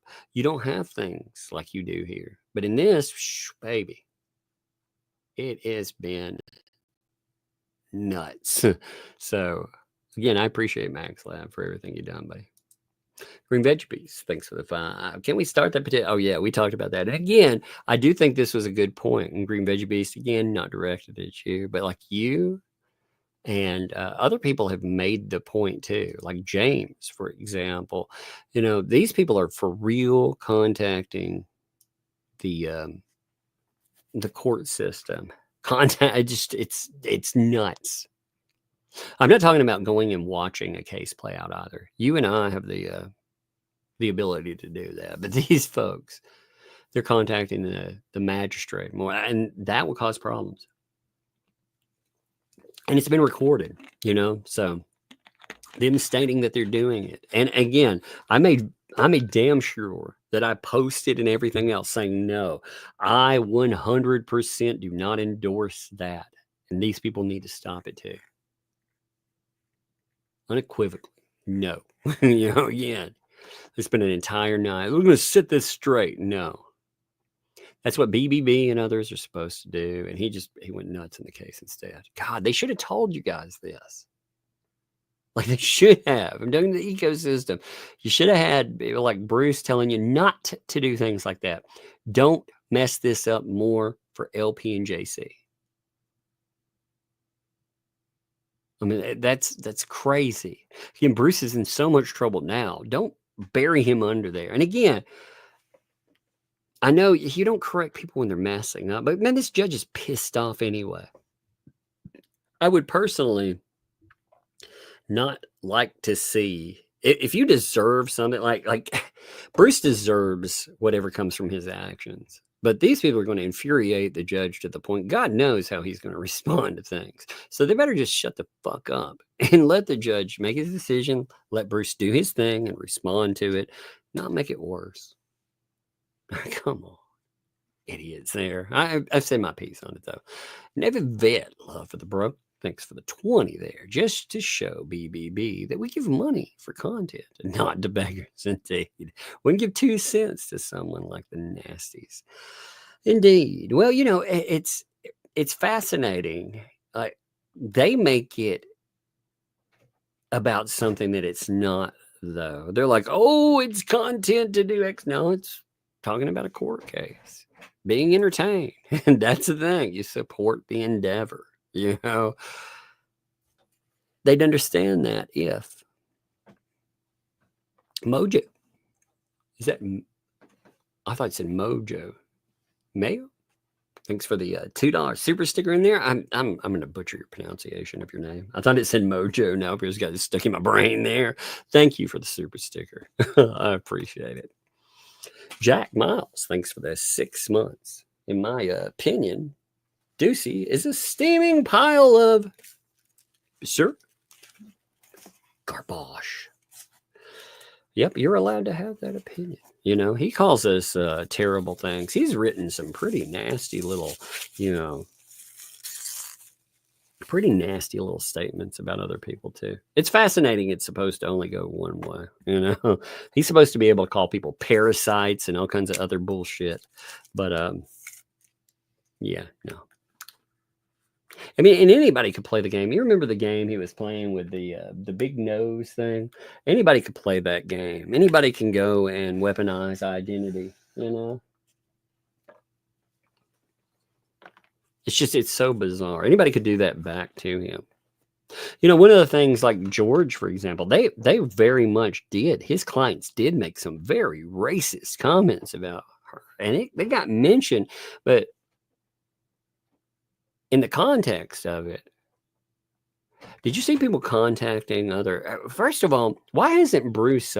This is a good question. Why isn't the ecosystem, including these 2 harassers for hire, gone out and 100% distanced themselves from the people making these horrible statements?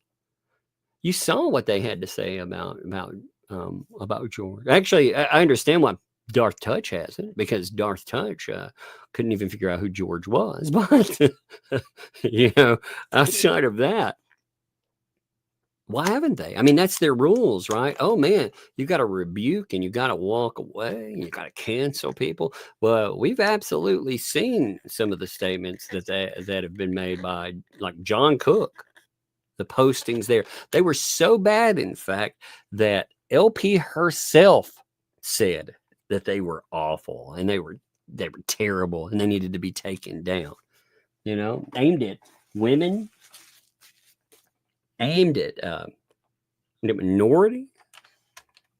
Come on, man. Why aren't they playing by their own rules? Fascinating, isn't it? Anyway, oh yeah, Alec, thanks for the 50 there. I appreciate this too. I wouldn't hit that again, though. I am entertained. I am very much entertained, and I do appreciate you as well. Thank you. Buck Naked, thanks for the 10 there. They believe BBB is going to walk in front of the district judge, drop 500 pages of evidence on the bar, and the case will be dropped. Bruce will be hoisted on his shoulders. Angels will sing. Actually, if you listen to their coverage of it, it sounds like that. They really do think that somehow, in some way, that Bruce, the guy who had his moment to plead his case, he really could have, somehow has changed the magistrate's mind and is now being given a chance to show evidence, which is the craziest narrative I've heard. But they really do. They're spinning that as if it's happening. I saw them talking about how Bruce is playing chess while everyone else is playing checkers. I was like, are you kidding me? He's like, it's like watching somebody play. If they're playing chess, he's playing with all, I don't know, pawns. Because there are a lot of pawns out there running their mouths, but there sure as hell ain't no king on the board.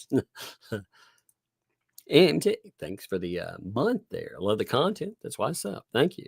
Beggars, don't get my money. Only amazing people like you and Megan get my money. Well, thank you. Thank you for that. Yeah. Like I said, if you like content, you want to support, it's good to go. If I ever had a real problem or something, I would ask for help. You know, these people, what's strange is they don't complain about money, but some of the ways they make money, it's crazy. Like again, if I were like, oh my God, my house, I need to build it up and blah, blah, blah. It's going to cost $56,000. I'm putting the $56,000 out there, right? It's going to cost that. And somebody gave me that much money. Damn well, no, I'd dump that into my house in a heartbeat, you know? Damn. It's like, what's going on with that? Again, in January, there is a clip talking about no money left. And now money's all left. It's like, what's going on? Again, we're talking about if there was money left, we'd buy microphones and computers. It's a fascinating clip. We'll have to pull that. Maybe not. Maybe not. I really like that, by the way. That is very cool. Thanks for the month there. Not enough likes for those watching. Hit the button, people. Man, thank you for that. And also, again, thank you for the creative name. I love creative names. I really do love that. What up? Green Veggies dropped a hundo, man. Thank you. Green Veggies. That's awesome. If I were to rank Lulyer, Bruce would be very near, if not at the bottom. Yeah, I agree. He's been pretty awful. I've watched some awful lawyers, but he's been pretty bad, in my opinion. How he managed to get a bar license amazes me. I don't know. Some people, good standing with the bar. You've seen some of the people that maintain it. I mean, that's the one thing. Like, it's really hard to get that bar to want to do anything. So it amazes me sometimes until I really think about the function and the functionaries in the bar. I worked in an automotive field my whole life, and I've met smarter gamer.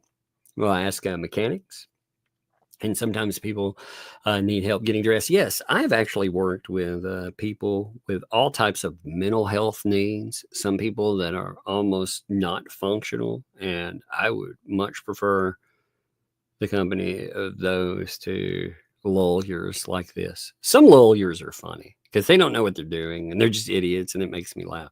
Some are pretty nasty, and I think Bruce is nasty out there. He says, he says he's a good guy and this and that. Either number one, he saw this chance. He thought he was going to build himself up, and he did some pretty horrible shit on this. Or this is who he is all the time. One or the other, but either way, it's messed up. Thank you, Green Veggies. That is awesome of you. George dropped a $2 super sticker too. Thank you, George. I'll have to check that out a little bit. Appreciate it. I missed it when it came in at first. I was looking at something. I don't remember what, but thank you. Death's Angel dropped 5 gifted memberships, by the way. Thank you, Death's Angel. Appreciate you very much. Thank you. Swinging that wrench like a scythe. By the way, thank you. Green Veggie also. Thanks for the 5 there. Oh my God. He knows how to use the mute button. I know. I do indeed. Yeah, I try not to cough into the microphone. I do. Now, it happens every now and then.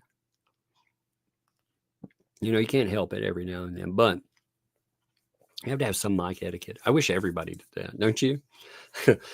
Becky, thanks for the 2 months. I'm telling you, the Wambulance is getting pretty full. I know. It's like it's overflowing and people are falling out the back door. It's really crazy. I have my favorites. Thanks for the 2 there. Their plan is to sue everyone after the federal case is over. Yeah, again, I've heard that.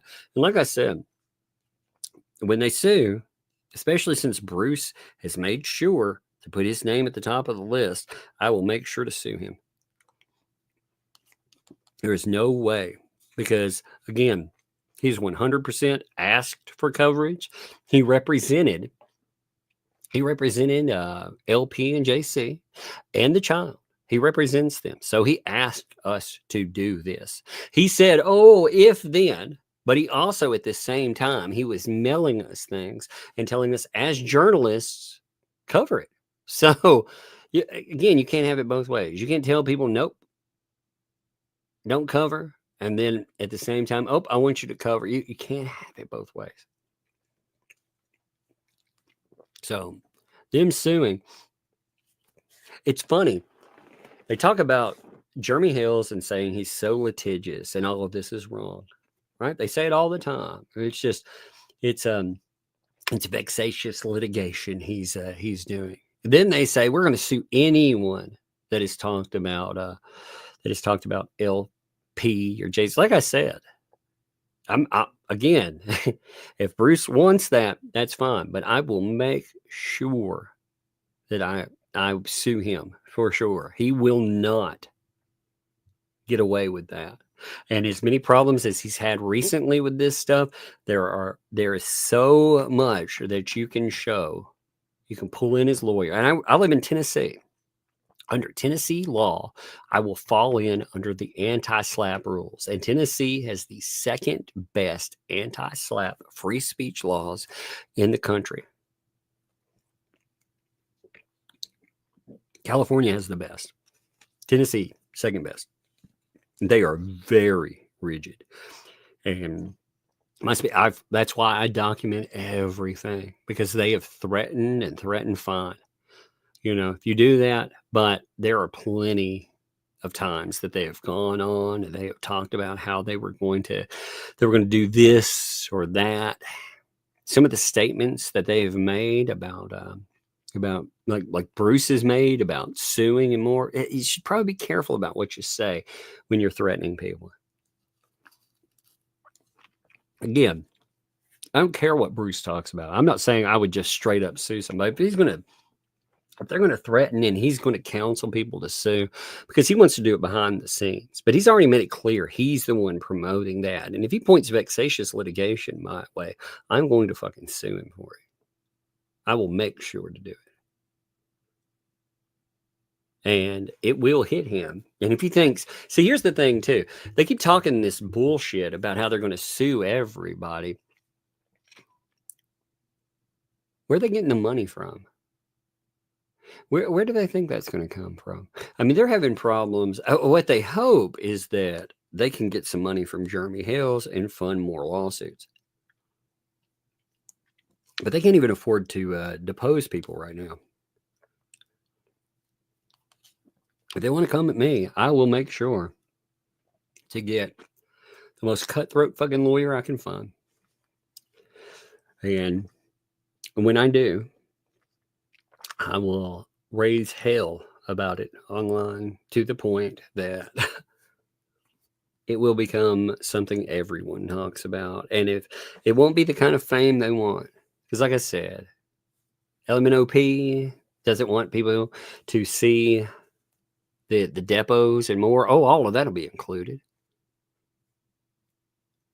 They don't want people. We'll actually be able to get a public discussion about red flags about John Cook that she herself brought up. You want to bring that up? You want to say that somehow, in some way, my statements about red flags are not warranted? Well, I would love to depose your fucking client about that. I would love it. I would fucking love it. Because if I got to sit down and depose, she made statements about the child making statements about inappropriate stuff and not reporting it to proper authorities. She told Shar about it. I would love that to come up. And I'm not like 2Ls being like, oh, I would love it to dodge. But no, fuck all that. I've networked for years on YouTube. I know a lot of people, a lot of big channels, and I make sure to talk about this stuff with everybody that would listen. It would be fascinating. I know a lot of procedural channels. You know, I'm not going to throw their names in there, but you know, there's channels also that cover like police video, for example, you know, those big ones that are out there that cover that kind of stuff. I know a bunch of those too. They would probably, man, I mean, really motivated. I think that that depot would be amazing. So if you're going to motivate people to show cause for why this stuff happened, I mean, that will be, they think they want attention. It's just like Bruce thought he wanted fame until he got it. You know, they want to sue you until they do it. This is going to be a fucking disaster. So they can bring it, but glad. Thanks for the 5 there. Someone should count how many times BBB disobeyed the judge's orders, either directly or by omission. Yeah. You know, they argue and say, it's never happened. He's never done that. It's like, are you kidding me? He's either argued with him, defied time, you know, when you're supposed to do something, file it in.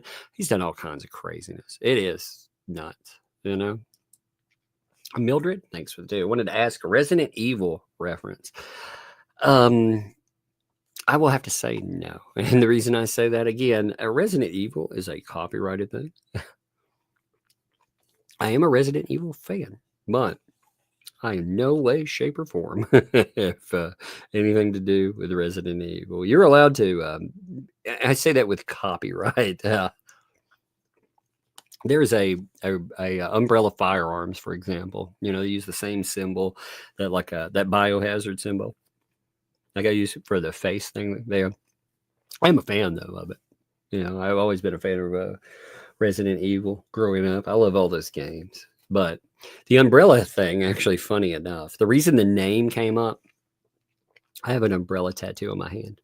Okay. And I used to do, back in the day, I set up a channel. It essentially just, it's set here, and its purpose was I used to get products from Amazon. I talked about that. When I get the product, I would put up sometimes a video on it. You can see my hands in the product, and people were using those, taking them from platforms like Amazon and using them on other platforms to scam with. So what I did is I set up a channel. I put some of those up here. You can find them here and there, like a sprinkler one, you know, stuff like that. But it would allow me, if somebody was using my video to try to scam people, I could take that down. You know, I didn't care if it was used, but I care if it was used for scam. So when I would put up stuff, I get comments, you know, and when one guy one time, he was always freaking coming and complaining, but he said in the comments, oh, it's that umbrella guy again, you know, oh, it's that umbrella guy, you know, that dude with the umbrella. And I thought it was funny, you know, just to be an ass about it. So I changed the name of the channel to That Umbrella Guy. So that's actually where the name came from. It came from me trolling somebody, basically. Oh, it's that umbrella guy. I hate him. I was like, all right, good times. Fun times indeed. There's still a trail. Thanks for the 2 there. I should have requested an autographed sticker. An autographed sticker? You know what? I actually thought about, so I want to do this, and I'm going to have to get some stationery and stuff. Anybody that's mailed things, I'm thinking about mailing people. I have comic cards, you know, and I thought about mailing like a thank you on a comic card or something. I thought that might be good, you know, or like looking at just, I want to do something that would be decent. Now, I don't, the only thing that sucks in that is if you're outside the US, postal rates these times are crazy. So sending out hundreds of freaking things would be, I think, nuts in that. But I'd love to do that. I would. D, thanks for 3 months. Check your P.O. box. Yes, Monday. I'm set up to do that. I have to drive over there. I have to get the kids together, which should be, it's typically not a problem. But with health and stuff, I haven't done as much, you know, going out and doing things like that. You know? Yeah. But naked, thanks for the 2. It's only gay for the steak. You know what's bad is you had Cook go after that entire community and then be like, but it was Jeremy Hales. And it's like, are you kidding me? Emma, thanks for the 2. Beans on toasted breadsticks. That sounds awful. Just J-Hip, thanks for the 5. Sorry, missed this. I was tired. Love your tongue. I'll rewatch. Hey, I appreciate you. By the way, Just J-Hip had a funny freaking live stream today. I had to miss a little bit of it because the kids they wanted to watch some stuff. So I had to tune out after a certain point. But I want to go back in and watch it. It's funny. Yeah, that whole crew is absolutely hilarious. You know, I enjoy their live stream. So you should definitely tune into them. Oh my God. If you haven't watched any Just Jay, just go watch all the craziness that has popped off because of all that stupid. It's so good. Give me 1 minute. I think everything's here though. Okay. So again, I'm gonna refer you over to Yellow Flash. Again, with a caveat, if you guys get easily offended, don't go there. But if you want to just have fun, goof off, laugh at stupid, regarding socio-political, whatever, go have fun. So anyway, go rate it. Love y'all. And I'm thinking I might finish those documents tomorrow. There's 2 of them. We could go over them, and then we would lead into the next week. We'd start clean on that with new topic. Or not, you know what I mean? There's plenty of topics we missed out on, but not this specific topic because I don't want to drag it out a couple more days. So I may come on and finish up those 2 tomorrow. I think that'd be good, but it'd be earlier than Hale's. Anyway, redirecting you. Appreciate you. See you.